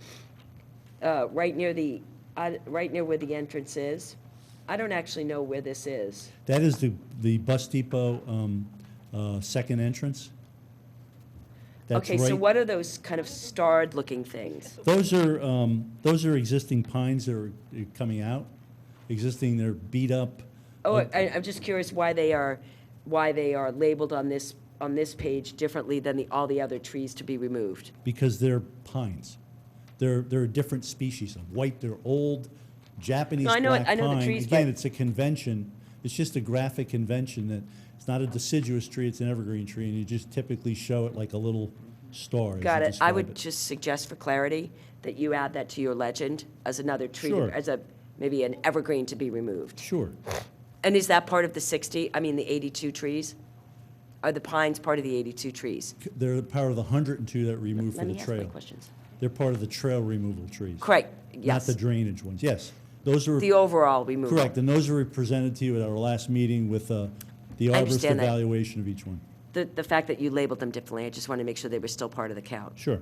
So then, the other two questions I have, in the easement agreement, speaking to, I think it was Mike's question about how many trees you typically lose.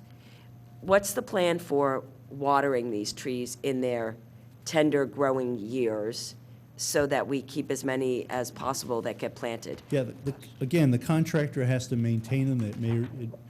It may involve watering. That may also be another discussion point with the township. Okay, so just as a heads up, I don't know how anybody else feels about it, but spelling out how these trees are going to be cared for in the short term so that as many as possible are successfully, transplanted, whether it's in the contract with the construction people and you relay that information to us in writing, or if it's part of the easement, I just think clarifying that information would be important. Absolutely, and I believe it's part of the maintenance agreement with the PennDOT contract, but I'll clarify that. Okay, and then the final question that I have is that, again, in the easement agreement, over the long term, who will be responsible for maintaining these trees in terms of if they need pruning or The others? school district, they're going to become the school district's property. So they'll become the school? Sure. Okay, and we knew that. Okay, all right, good. I didn't know I didn't remember that off the top of my head, so I just wanted to clarify. Okay, all righty. Those were all my questions for now. I appreciate it. Lydia, did you have another? I just have another quick question about this key. So this would also be page 9 of 10. What are the colored-in dark circles? Yeah, we can get you, when we send you the plans, we'll give you the whole planting plan in front of the bus depot. And if you look on the plant list, and these are not counted in the replacement trees, there is a list of shrubs and grasses and perennials that are also, they're at the bottom of the plant list. Those are things that will help screen the bus depot from the street. That was also a earlier request from this body, that we enhance the screening along that entire bus depot area. So they're smaller plants. We just didn't call them out in detail. So I think Lydia's point is if you could add that to the legend, that it's a different kind of screening tree, as opposed to a shade tree of some varying size. Sounds like a shrub. Are they shrubs or perennials There or what? there are, if you look on the plant list, there are both Juniperus virginiana and hollies. which are both evergreens. No, those are tall ones. These are tall trees. These are tall, they'll get to 15, 20 feet. They're the last two highlighted species on your plant list. And then in between those, to take up, to fill in the gaps, are things like the spire, sweet spire, the gray owl juniper, fragrant sumac, Russian sage, sea oats, grasses. So it's a whole mix that's meant to be very, very low maintenance, very tolerant of horrible conditions. That we've used these plants a lot. They do pretty well in that condition. Okay, great. Well, thank you. Are there other questions? Mike? We have your mic on. So. Yeah. Yeah, we'll go back and look, and obviously this is just the end of the beginning with this now. One is the construction during the spring. I think we'd rather, just because we're kid-centric, we'd rather have you do it when the kids aren't there in the summertime. But we can work that out. And also the permanent easement thing, I thought when this was first brought to us a couple of years ago, so it was a different set of us up here. Everything in the easement, if we're giving you township this easement for the trail, our understanding at the time was that anything within that was going to be on them to maintain. So everything within this yellow line that is now, or the orange line, which is the permanent easement, all the new trees, when this first came to us, our understanding was that if we're giving them an easement, that's on them to maintain. So we'll have to go back and, hash that all out. We'll let the lawyers fight that out. It'll be fun. But other than that, I'm sure I'll come up with more fantastic questions for you the next time we see you at a facilities committee meeting, probably August or so. Hopefully. Okay, Chuck, you have your mic on. Did you have another question? No, thank you. You did a All great right. job. Sure, So thank you. you very much for being here tonight. Thanks for your Appreciate time. it. All righty, so there's no action to be taken with that. And we will move into committee reports. Start with the curriculum committee report. Thank you. The curriculum committee had a marathon 2.5-hour packed agenda. We met on June 18th. On your business agenda tonight, under the consent agenda, there was one new student club. There was the Sandy Hill camp trip for the middle school 8th graders. There was a nice donation from the Ithan Elementary School PTO. Thank you, PTO people. There were 5 grants from the Radnor Education Foundation in varying amounts for various projects. No, I counted wrong again. 7 grants. Thank you, Radnor Education Foundation. And then there is textbook adoption for middle school and high school. Quite a large amount of money for interesting textbooks. They are still, I believe, outside Mr. Batchelor's office if anybody wants to look at them. And then after that is on the consent agenda, we received a report, the second half of our wellness study, which included physical wellness. Anyway, the second part that was not covered last month, so the continuation of that.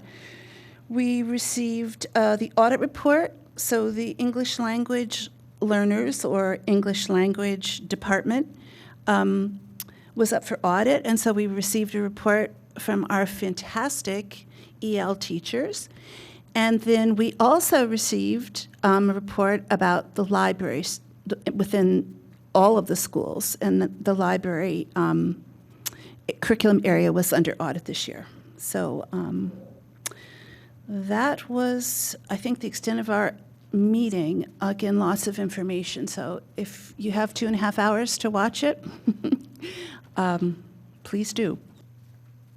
Thank you. Now we'll have a facilities committee report. Mr. Miller.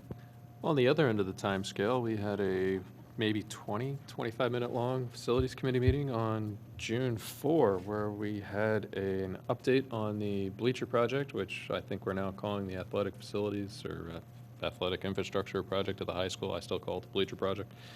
We had an update on the Spezio gym condition, and then we had an update on the fire that almost burnt down bus garage. So that was fun and games. I encourage you to watch the video on YouTube. All righty.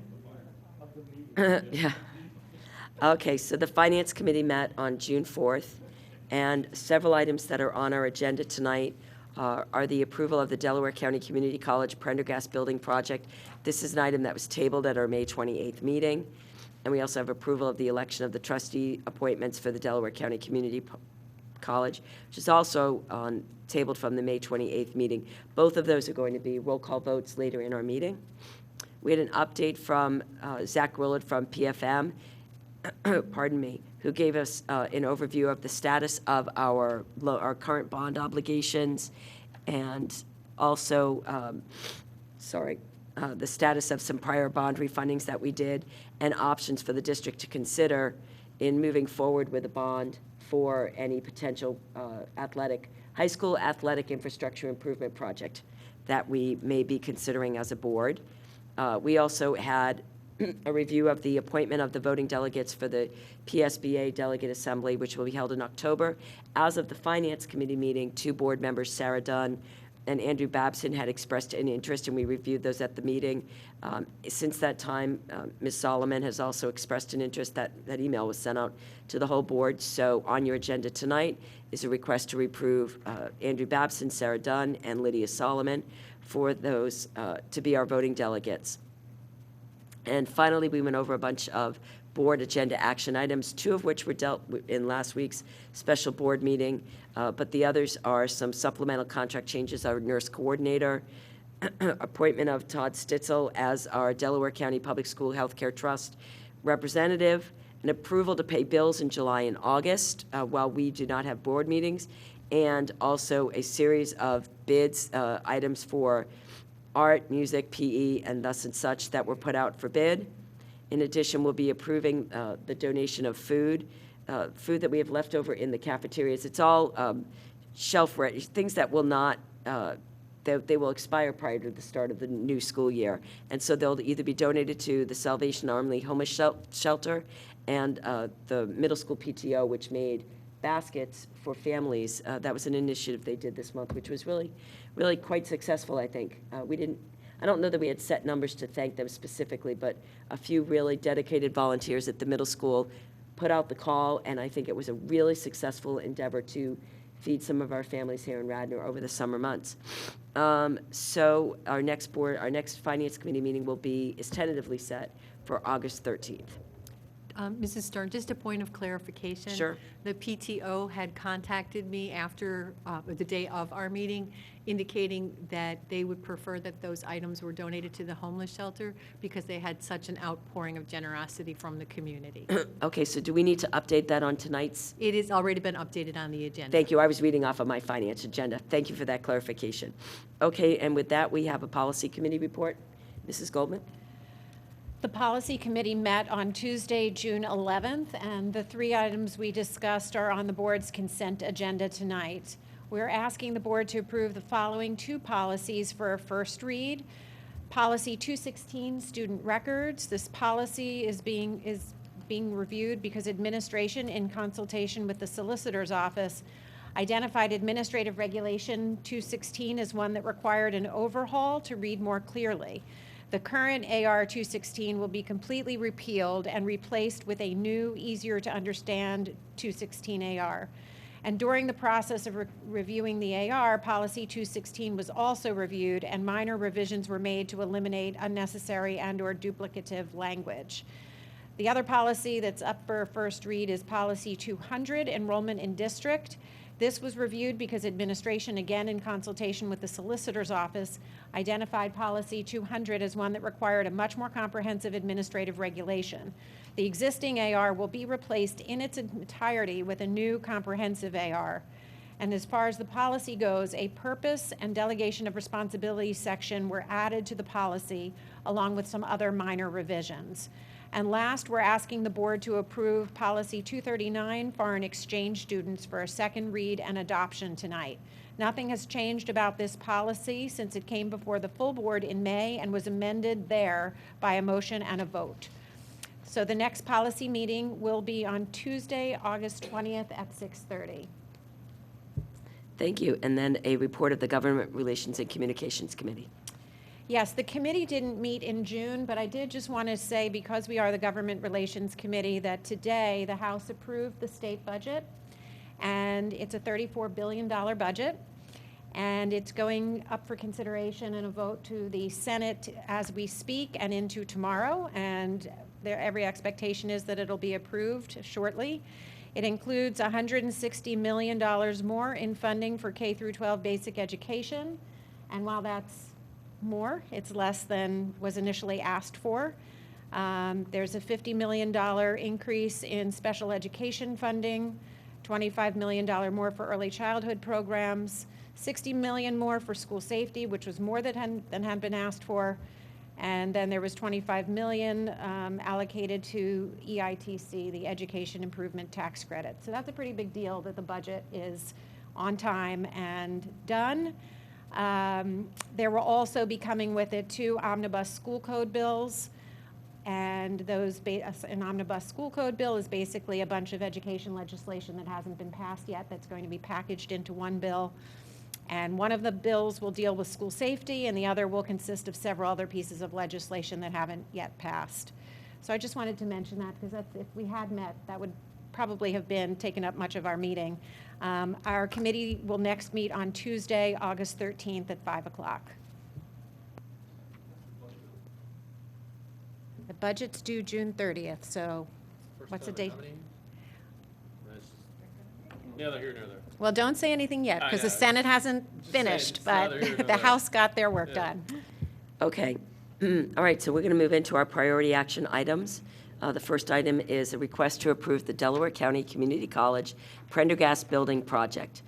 And the action is that the board approve the Delaware County Community College Prendergast Building Project, known as Resolution Number 0520-2B, to include the purchase, construction, equipping, and financing of renovations to land and facilities to be purchased from the Archdiocese of Philadelphia. I'm just going to read this. At the May 7th, 2019 special board meeting, administration was given direction to add as review and discussion this resolution, allowing the Delaware County Community College to purchase, finance, and construct a major capital project for land and facilities from the Archdiocese of Philadelphia on part of the land owned by the Archdiocese at 403 North Lansdowne Avenue, Upper Darby, PA, with financing through the State Public School Building Authority of the project by the issuance of debt not to exceed $55 million and not to exceed a final maturity of 20 years.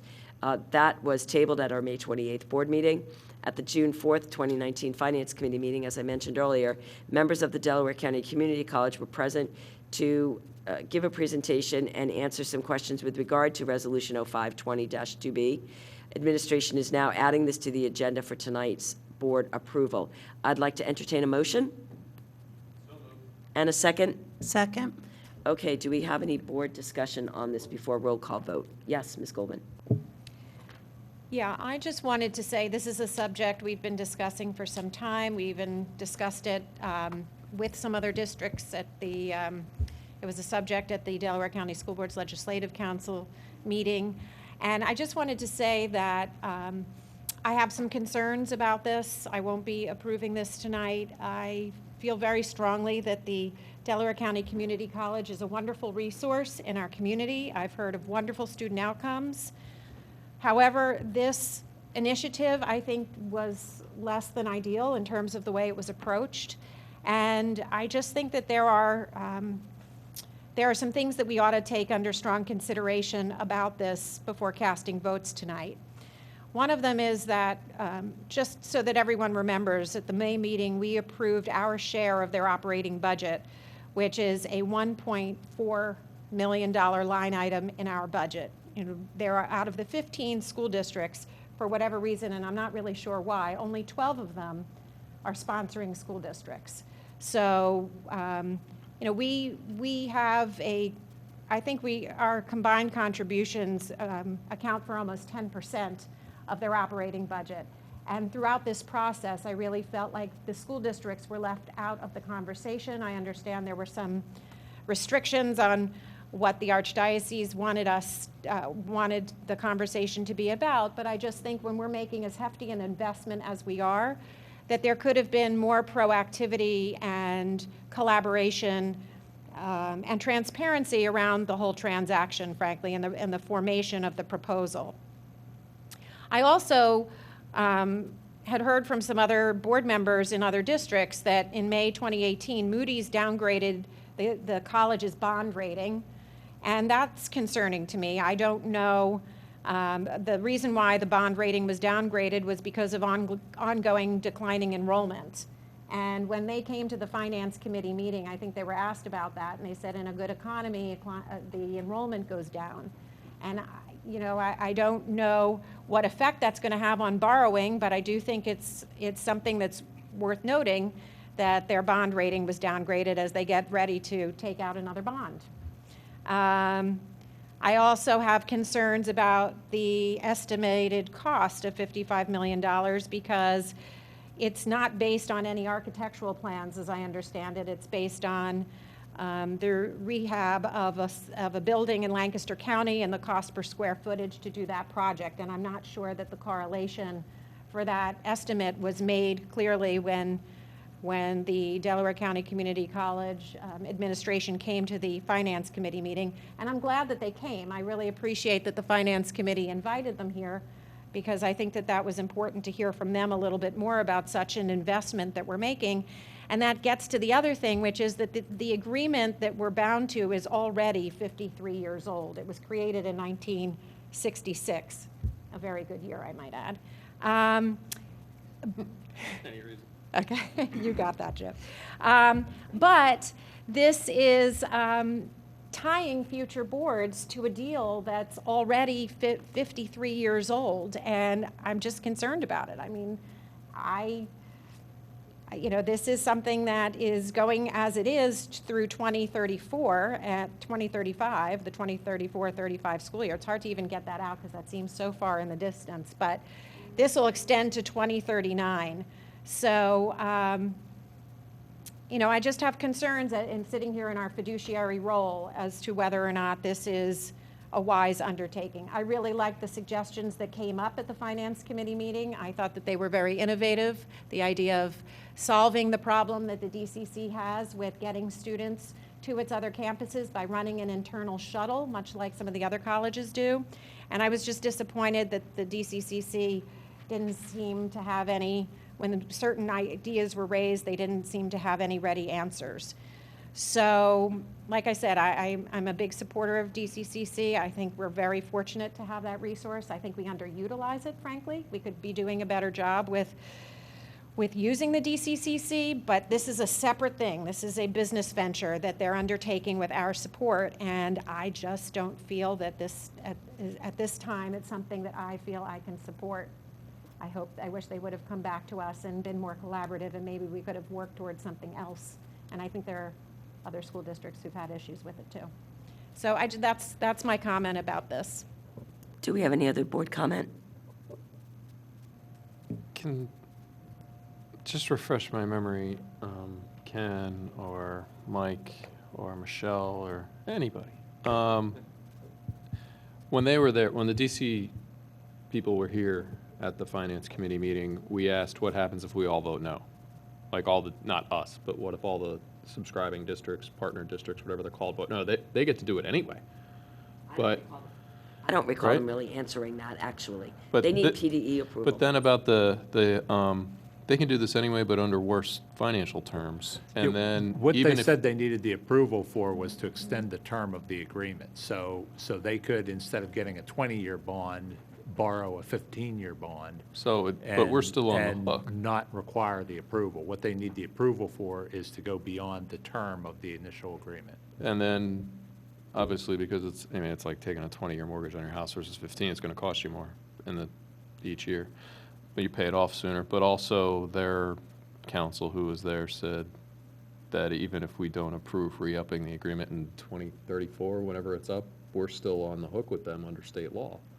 Yeah, So there's it's all kind of, there's a statute that requires a school district to petition the Department of Education to get out of being a sponsor of a community college. And when I looked into it, there were only 2 cases that I saw. Both times, the Department of Education said no. The one case, the school district took it to court and lost, and the other case, the school district just stopped paying, and they ended up being sued by the community college and then lost and had to pay the money. fantastic. So, I mean, as much as, you know, our personal, I mean, you have very valid points. I mean, we all had a lot of the similar thoughts, but my thinking on this is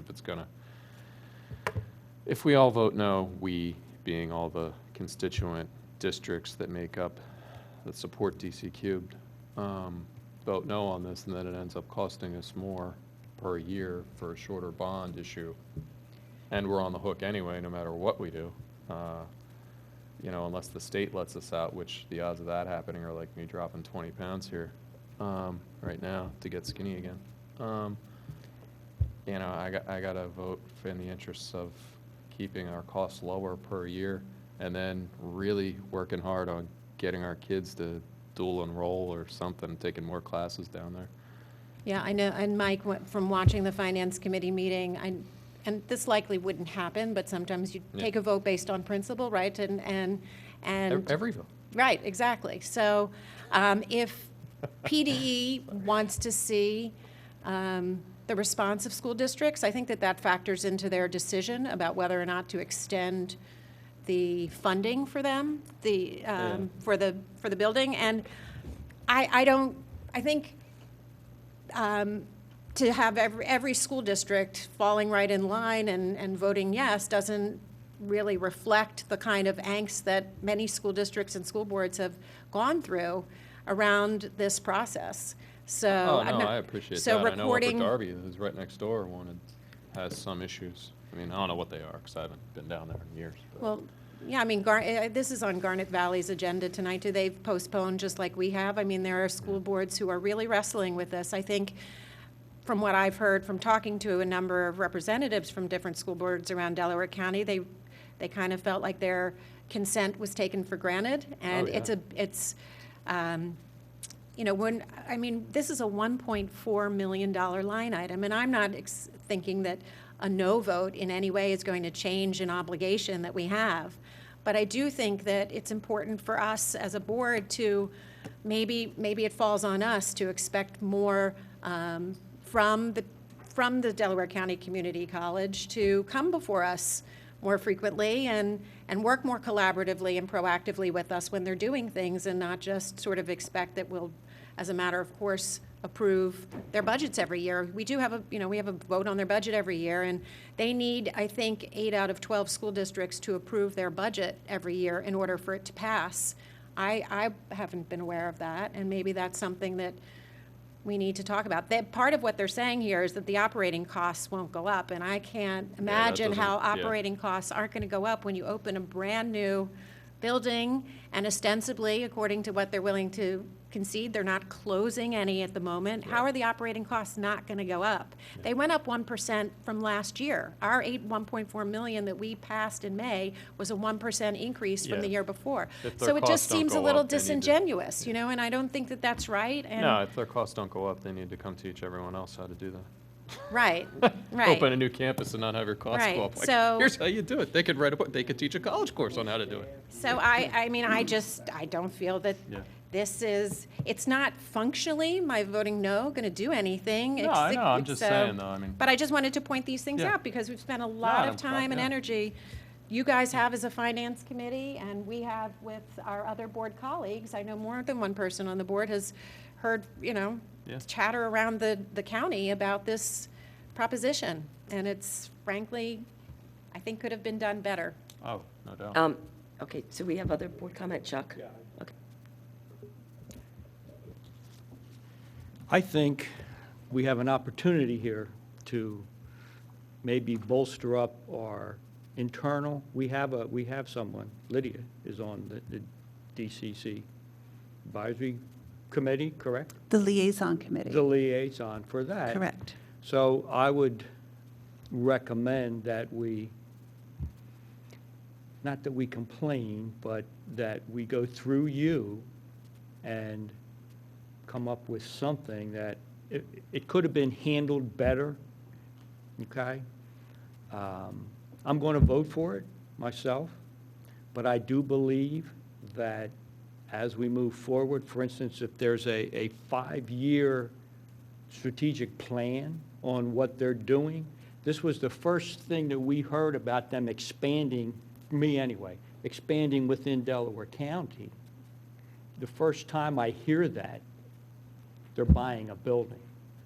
I would have preferred to know that. I mean, they've expanded in Chester County, and they're doing very well in Chester County, actually, and it's cheaper because they charge more to the residents of Chester County because it's a Delaware County Community College, okay? So I look forward to charging you with bringing back to them maybe some set of procedures or protocols we would like. For instance, what would happen if there was a piece of property over here by Archbishop Carroll that the Archdiocese owns, and they decided to sell that to Delaware County Community College? And we were looking for a place to build a new school or a bus garage or who knows what. I think that the lack of transparency and to say, well, the Archdiocese told us not to tell anybody, I don't buy that. I mean, we have people that we elect. There's a board of trustees that are on there. We have liaisons. We should not have heard of this at the last minute and said, please approve this. And I also agree with Mike and Amy that it is going to cost operationally to open up a new building, to have new faculty, to have new people with the maintenance, new security. I mean, come on. But I will charge Lydia with going back to that, and I will vote for it. Is there any comment down here, Julia, or? Oh, no. Except, actually, yes. This sounds like it's ripe for a resolution. I know we're so happy to pass them and so interested in passing them. This sounds like one that people would actually listen to and pay a lot of attention to. So that's my suggestion, is come up with a board resolution about how you feel about it all. That's all. Okay, so I've been taking copious notes of your comments about your thoughts on this process. And so I have to agree with much that was said. The way they handled this isn't how we do business up here.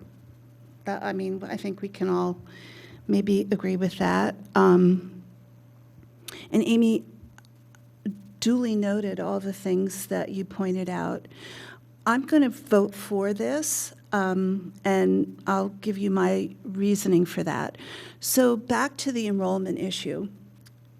The entire time I've been on the liaison committee, they start our meetings by talking about their enrollment, and it's a known fact, and this holds across the country, that community college enrollment is completely tied to the employment rate. I think it's locally, but also in your state. And so if you have very low unemployment, you're going to have lower enrollment. And if you have higher unemployment, you will have higher enrollment in your community college. And this holds across the board. If you think about it, it makes a lot of economic sense. Because if your choice is you can't find a job because of unemployment, then you're going to get retrained in something that will allow you possibly to find a job in a year or two. And so that theory has always held. We have extremely low unemployment right now in Delaware County, so that's why their enrollment is down. So that's not a problem. It's not down because they've done anything wrong or it's less popular. It's really, truly a function of employment.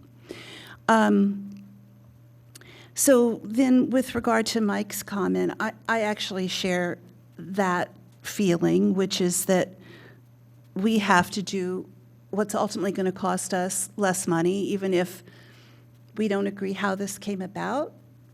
If we're still obligated for it, that's cutting off, shooting ourselves in the foot by saying, well, we don't like the way you presented this, so we're going to vote no and pay more.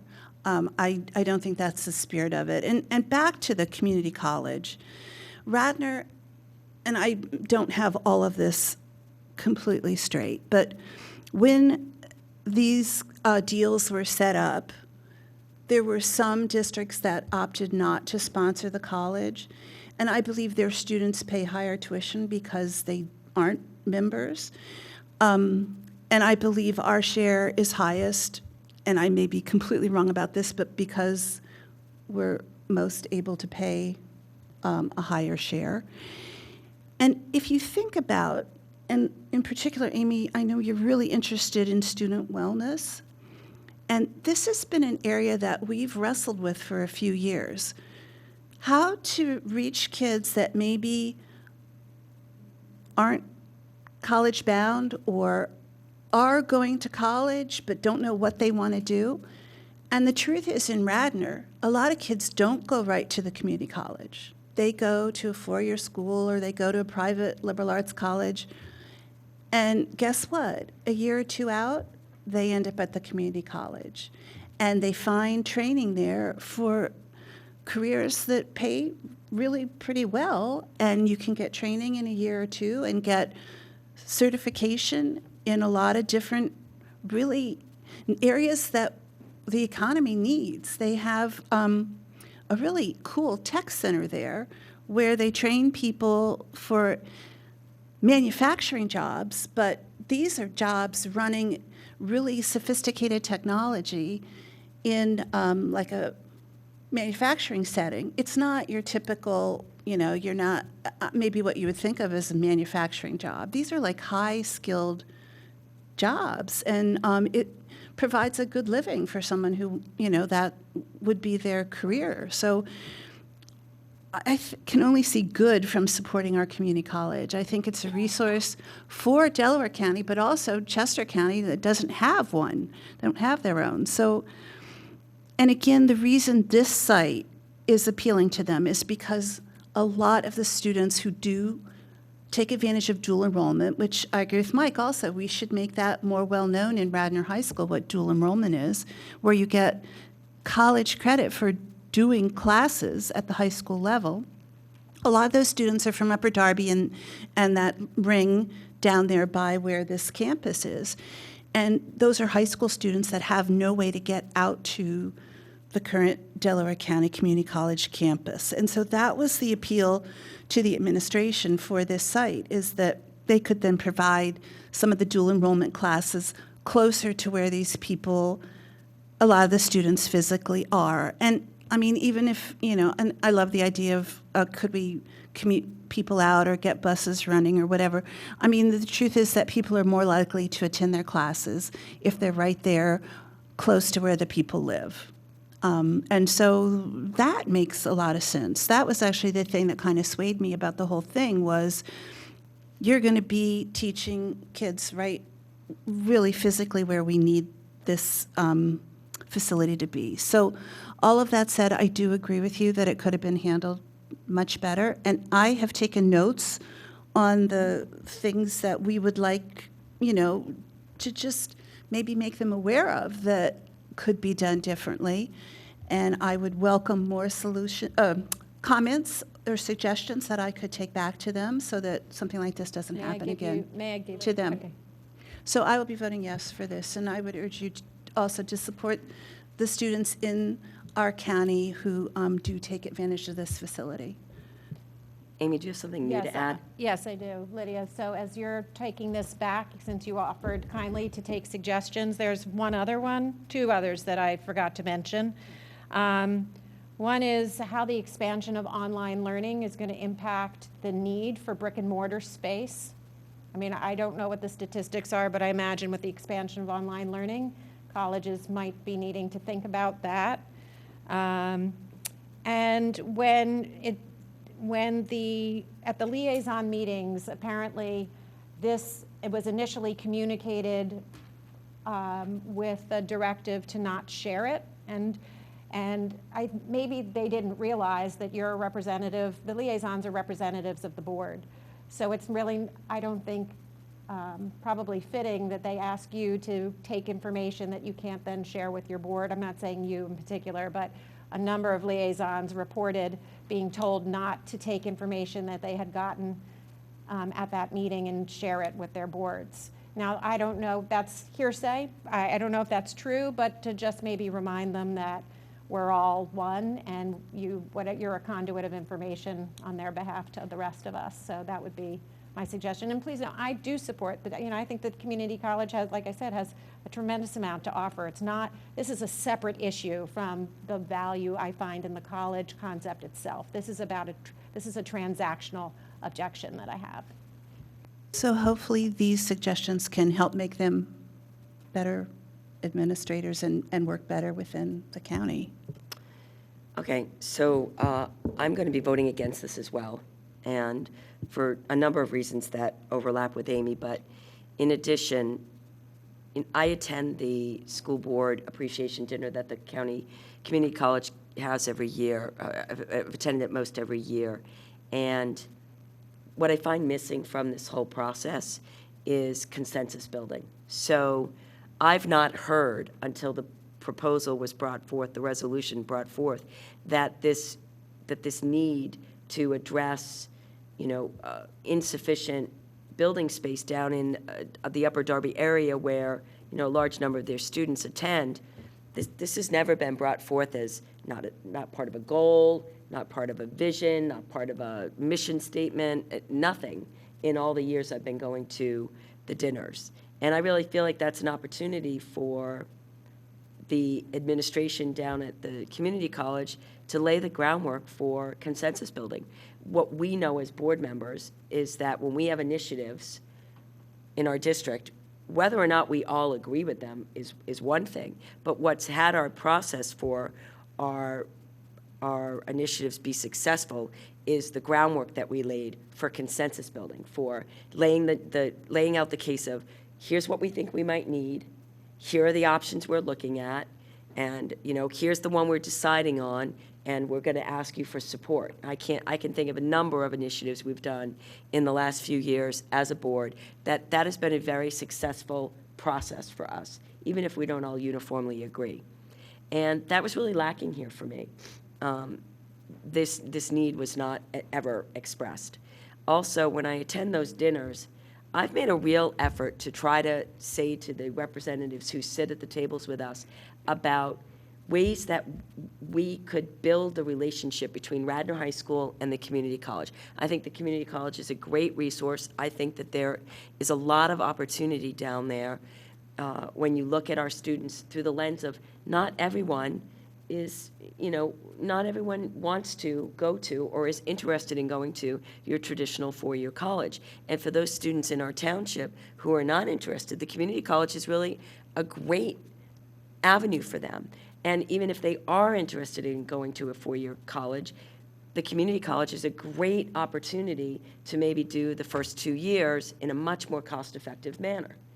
The fact of the matter is I bring suggestions and try to talk about, ways we could really build on that, and it goes nowhere. Radnor vastly underutilizes the opportunities there, but I would say to you that the community college vastly underutilizes an opportunity to build a relationship with us. They should be trying to service our population somewhat. We pay them $1 million a year, over $1 million a year, and I've seen very little of that. And I've made some pretty pointed, concrete suggestions of ways that we could really build the relationship, particularly in the context of the 339 plan, where we have this whole now requirement to expose our children to career opportunities. So my vote for no is not going to ultimately make a difference in the big picture. I do understand that, but I do want it to send a message that I was not happy with the process. I do think that our community, our Radnor taxpayers, are underserved by the opportunities that are there, and I would challenge the community college to reach out to our high school administration, reach out to our district, and try to find ways to build an opportunity and make the opportunities down there more relevant for students in our community. I am also, I did make some pretty I asked some questions of, did they consider X, Y, and Z options? And I got no response. Never mind a response I didn't like or didn't agree with. I got no response.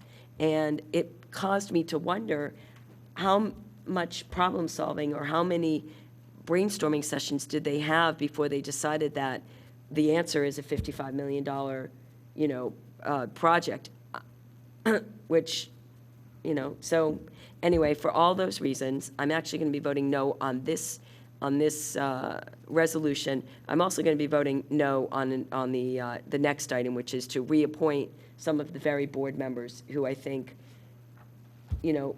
could have handled this process better to, and I thought that it was just me when I got the resolution, and then found out that many school districts in our community, in our county, had similar concerns. So anyway, with that, I think unless there's further comment, which I wouldn't think so, I'm going to call the roll call vote. Mrs. Deco? Mrs. Stern? Nay. Ms. Solomon? Yes. Ms. Bonenberger? Yes.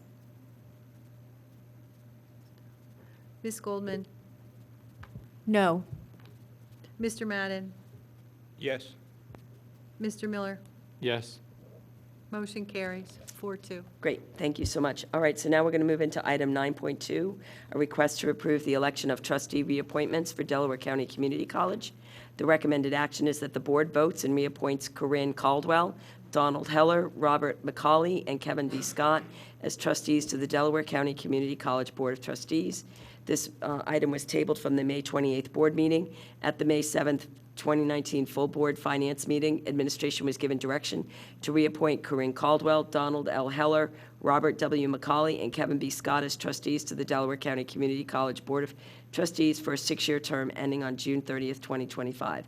And the administration is now adding this to the agenda for tonight for a board approval. I need a motion and a second. So, second.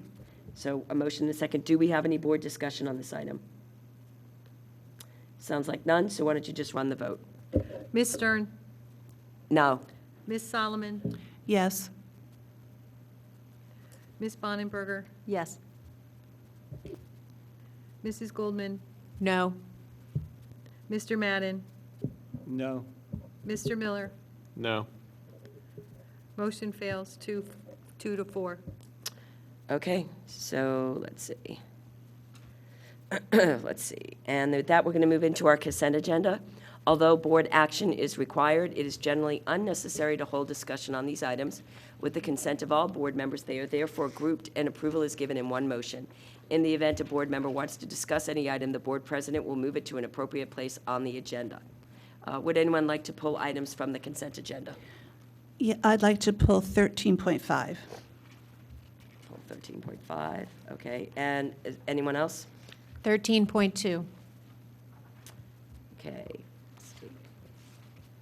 13.2 and 13.5. Just see, 14. Oh, I'm sorry, Susan, and 15.2 as well. Okay, just let me go scroll down. And 14.2. Okay. So with that, I will entertain a motion to approve the consent agenda, items 11, let me see what that's going to be, 11.1 through 15 point something. This is where paper goes come in handy, sorry.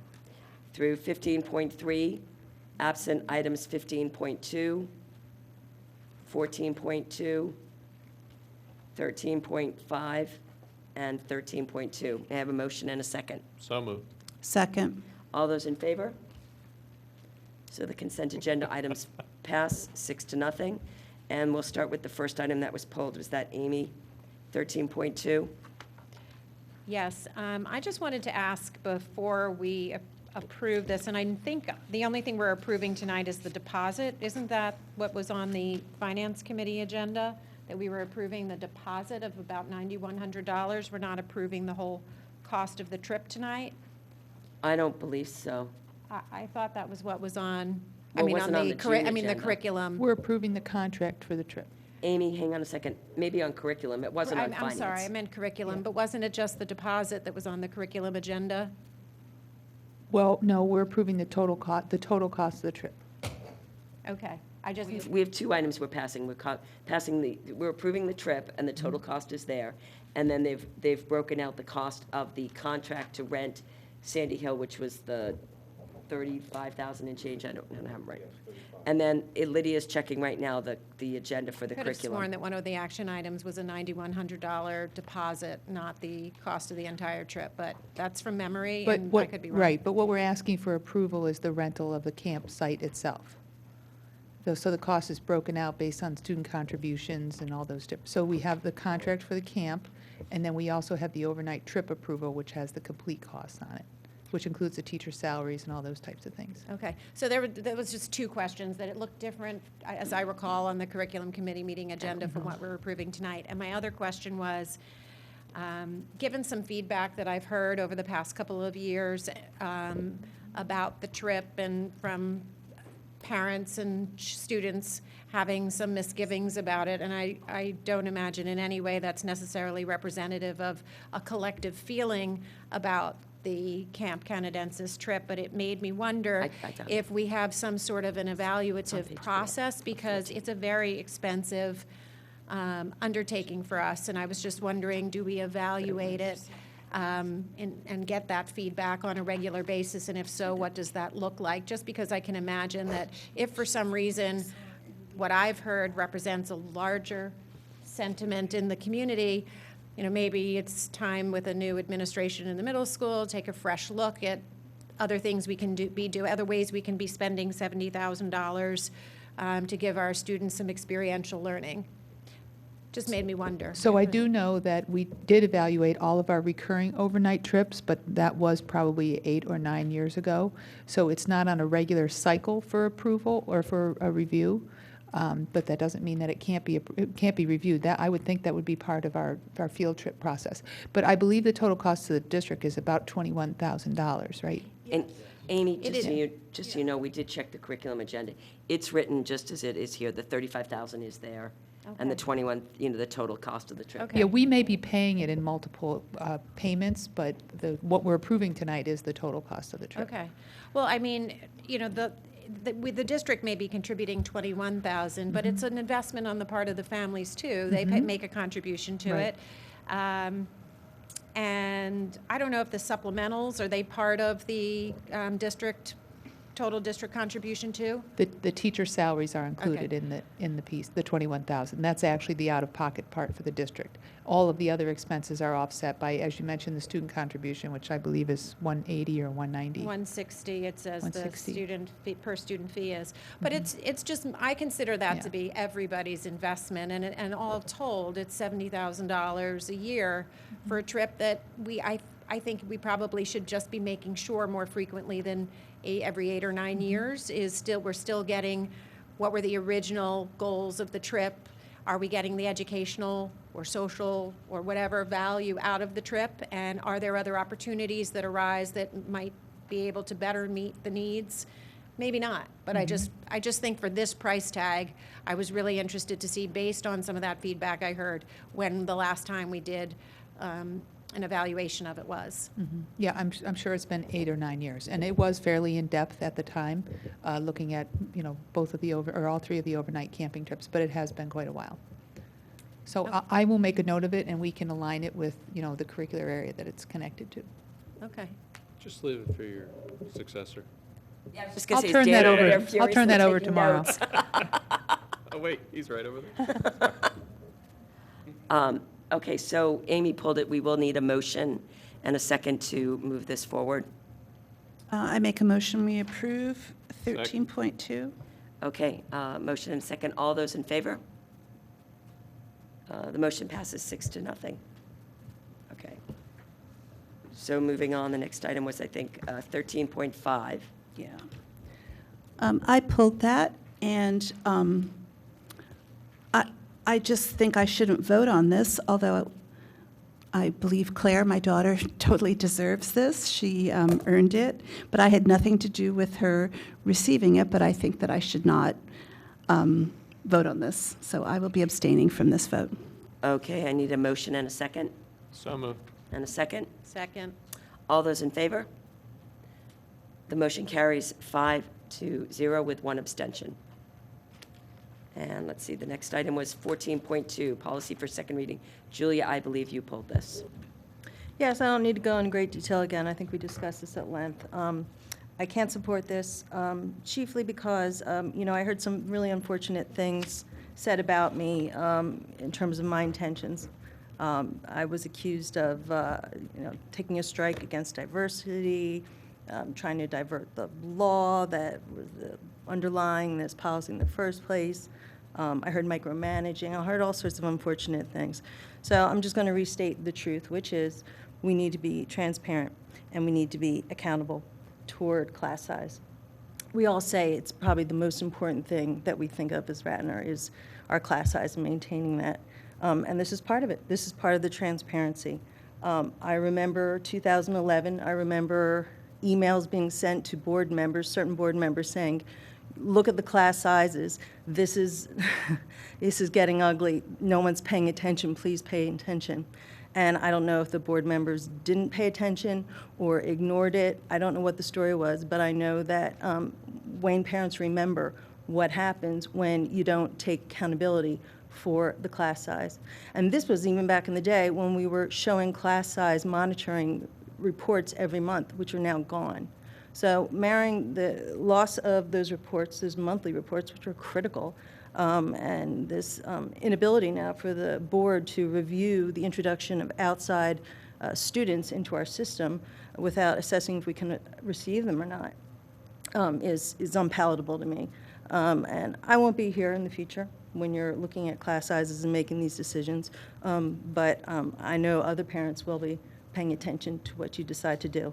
And I think you need to think about a future of setting up, because I don't think you have anything to hide, but when you don't have any accountability and there's no transparency, then history will repeat itself, and that will be, that's just wrong. That's all. Okay, so I need a motion and a second. So moved. And a second? Second. Okay. Do we want to have any board discussion about this when we talked about it pretty much last month, I think? All righty, all those in favor? And opposed? The motion carries 5-1. And I believe the final one that was pulled was 15.2. Who pulled Yes, that? I did. Oh, Amy pulled it, right. There are two things on this item that I wanted to ask a question about. Under the recommended action, it says that the board approves the rates indicated for the following people effective July 1st, 2018 for the 2019-20 fiscal year. So I just wanted to see if in fact it did go back to July 2018. And my second question was, the rates are here, and I just was curious what they were previously. I don't need to know the dollars, but I'm wondering, it just seems like, did they go up, did they go down, did they stay the same? It's hard to know exactly. Online, that says July 1st, 2019. So Pardon me? originally, we did have July 1, 2018, when we were reviewing the No, mine's agenda right. before we printed them out. We corrected it, so you may have gotten an old copy, Amy, but it has been corrected on the agenda for this evening. The Okay. agenda that is out on board docs, the public agenda, does say July 1st, 2019. Correct. Okay, and Okay. the other question Amy had? And that'll teach me not to read from board docs. No, right? this is board docs. No, I know, but Oh. I mean to follow the trend and start looking at everything online. I'm still a paper. And did your other person. question get answered? No, the other question didn't get So answered. the other Yes. question, these are increases in rates. The people that are listed here are not part of a collective bargaining agreement, but do follow, the transportation people follow the RESA agreement, which is a 2.9% increase, starting for July 1. Okay, so they weren't covered in the RESA agreement because they're not part of RESA, but because they follow the RESA principles, then their 2.9 kicks in July 1st. Correct. Got it. Okay, so with that, we need a motion and a second. Amy, a motion? So moved. And a second? Second. Is there any further board discussion? Okay, all those in favor? And the motion passes 6-0. So Amy, I think you can infer the math is take away 2.9%, and that's what the former rates were. All righty. So we will now be moving into board liaison reports. Before First, we I'm do, sorry. can I jump Oh, in we, just a bit?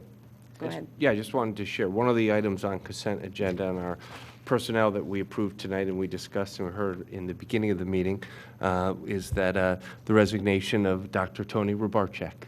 Dr. Robarczyk, as we all know, has an opportunity to join another district as an assistant superintendent, and while we are thrilled for Tony for this opportunity he has for his advancement in his employment, we are sorry to see you go, and that we want to thank you for everything that you have done for the district, Tony. From being an elementary principal at Wayne Elementary to coming and working in the district office, there's been so many initiatives and projects that you have either personally led or been part of and supported. Most recently, the sleep committee. Dan is there on the other end who worked together with you on the sleep committee, and I don't know if the district that you're leaving to has any interests. We'll be interested to hear. I think they do. But all of your hard work on the sleep initiative and some other projects, we can't thank you enough for what you've brought to the district. Tony, you bring a commitment and a dedication, a great sense of humor, a willingness to jump in and to volunteer and help with anything within the district. And we will miss that personality and that humor around the district office as well, but wish you well in your new position. I have a little gift for you on behalf of the school board and the administrative team, and I'll present that to you at the end of the meeting. We wish you well, Tony. Thank you. I was going to. Well, I was going to bring this up in new business, but I do just want to thank. That's okay.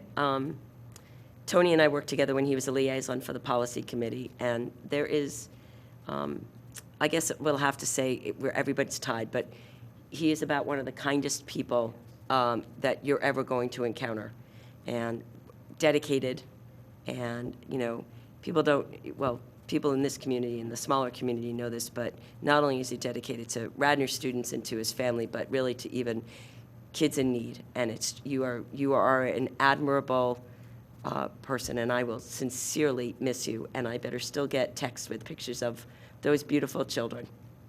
Yeah, so I will miss you, Tony.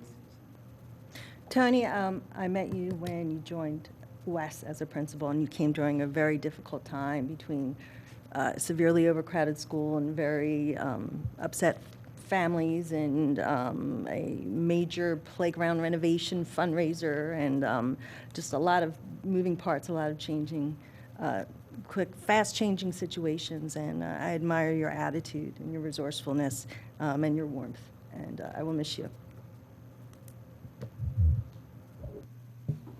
And Tony, you and I worked together over the course of maybe, was it a year or so on policy, many days, many nights, many weekends.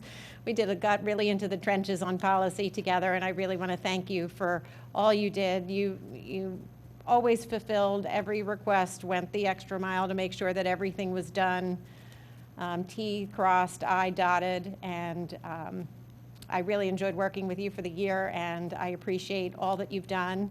And I know that Penridge, I have it on pretty good authority, that they're really excited to have you come aboard and show them what you've done in terms of sleep and school start time up there.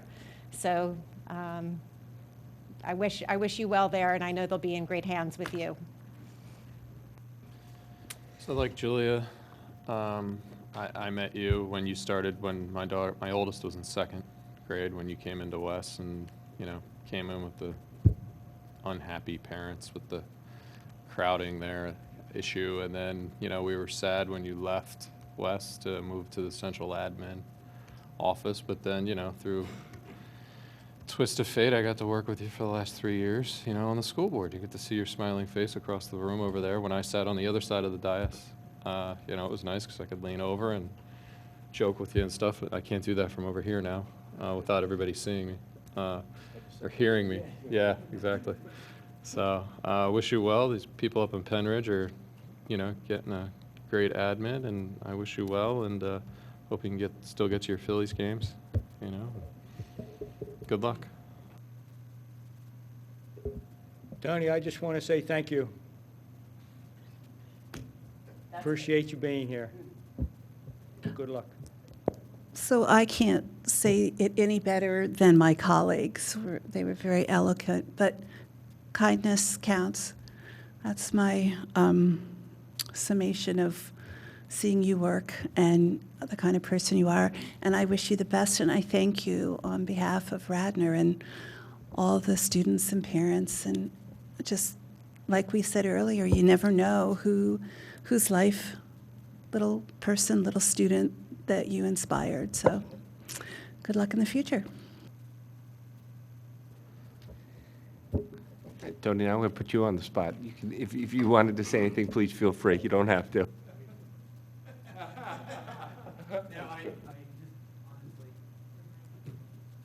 Just thank you to the board, and you know it's been 10 years here and went by in a flash, and it's been nothing but an honor and privilege to be here and really just serve this community and of course every student, and that was always the main focus, with putting the students first. So I just appreciate that opportunity, and I look forward to keeping the relationships I have and building resources as we go, because I'll be calling Dan as well, probably about the secondary sleep is when I get up there. So, but again, just thank you for everything. I really appreciate it.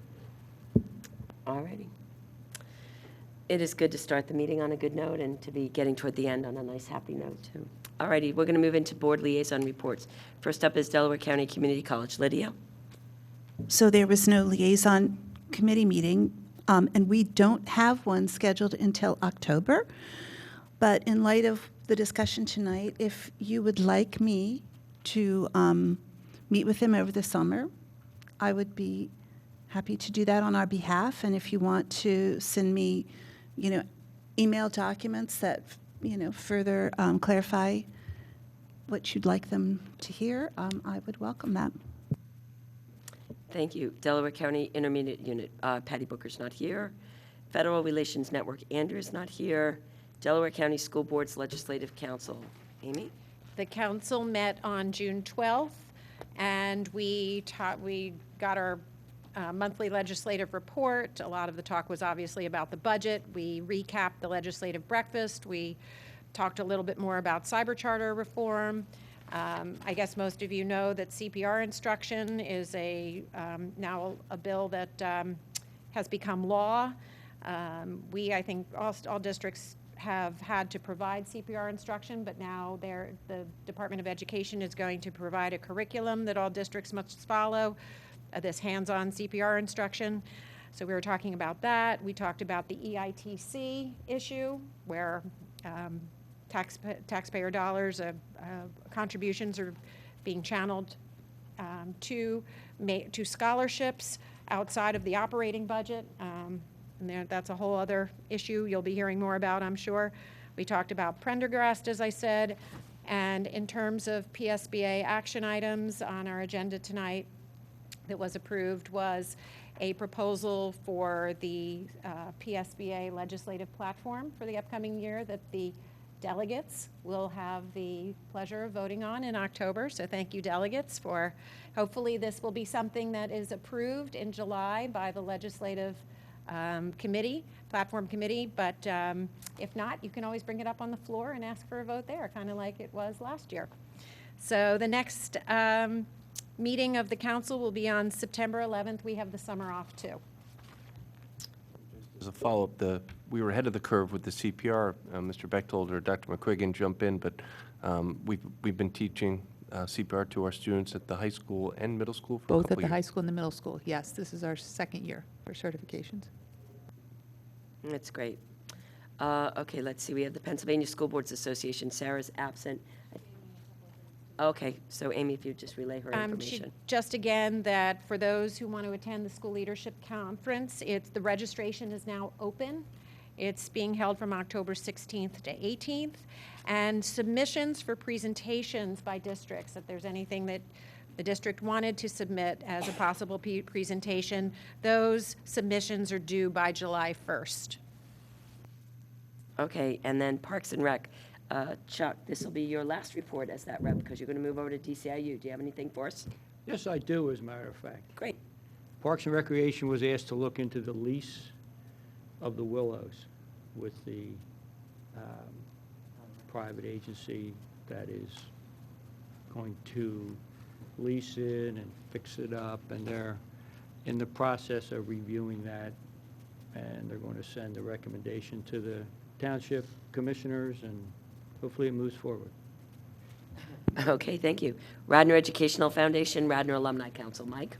All right, the news from the Radnor Educational Foundation for June 2019. I don't know why Sheila didn't say this when she was here before, but on July 1st, 2019, the new lineup of officers will be taking over. Brian Pugh will be stepping into the president's spot, not replacing John Riley because he is irreplaceable. Stephen Benevore will be continuing on as treasurer.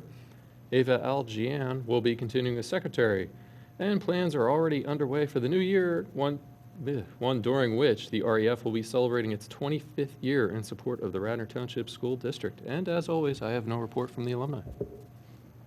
Radnor High School Scholarship Fund. Julia? On June 10th, the fund awarded 24 scholarships. And also, unfortunately, there will be no sponsorship of the Radnor High School fireworks for this 4th of July because of lost revenues for the last 3 years. Radnor Page, that's Sarah, so no report. And then Radnor Committee for Special Education. Chuck? No report. Okay, let's see. We have new business. Where's that paperwork? You wanted us to, we have one item for new business. We were presented with a contract tonight, the agreement for construction consulting services on the construction project. This is in association with the fire damage at the transportation depot, which, you know, we gave a little update about it last month, and Mark Brooks and John Hearn and everyone who's done a great job keeping transportation going seamlessly.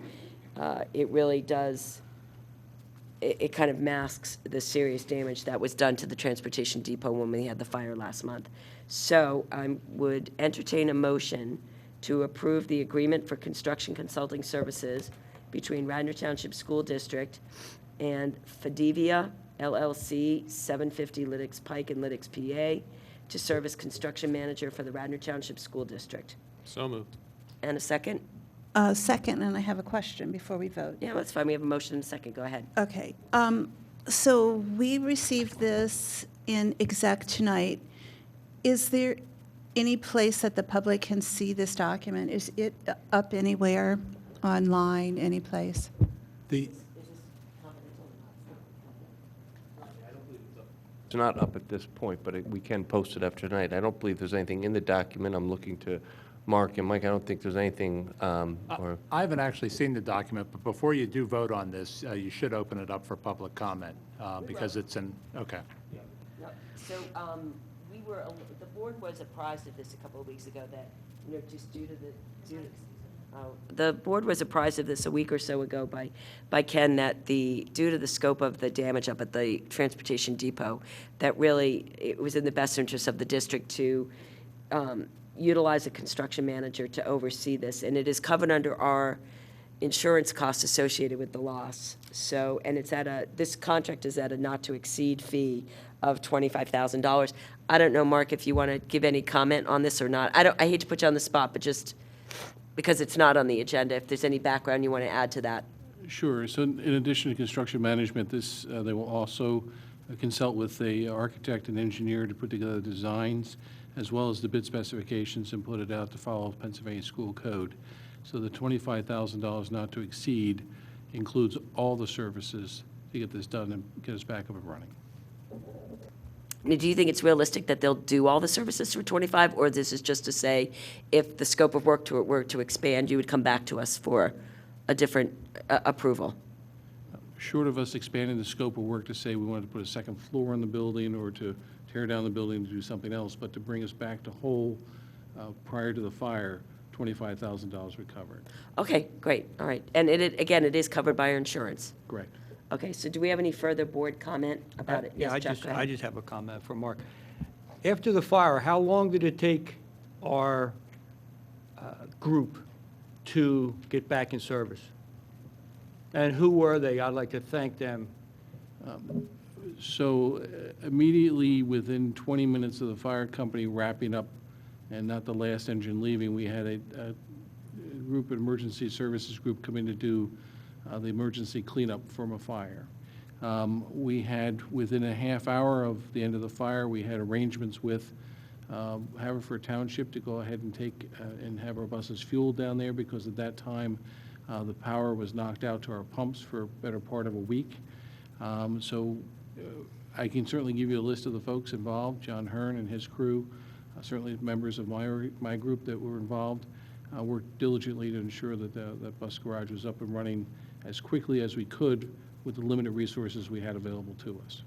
And Chuck, just so you know, we are planning a recognition either in, in September. Yeah, Okay. I do know that. I just wanted to hear it tonight, that's all. Thank you.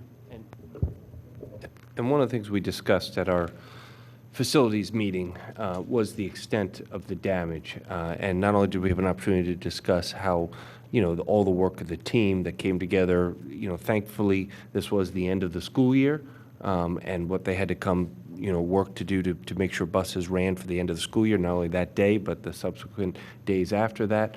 But then continuing now, we still are working, with the Transportation Department as satellite. They're hosted at the high schools still, and there's still a lot of work to be done with that damage. And we are looking to move forward, and we can't thank the entire team for all that they have done and their patience as we have worked through this. Thank you. Okay, so before we take the vote, I will entertain if there's any public comment on this item, since it is a matter of new business. Okay, seeing none. All those in favor? All right, the motion passes 6-0. And with that, I'll move into board announcements. The next round of meetings, there will be a Facilities Committee meeting on Tuesday, July 23rd at 5 p.m. in the Administration Building on the ground floor conference room.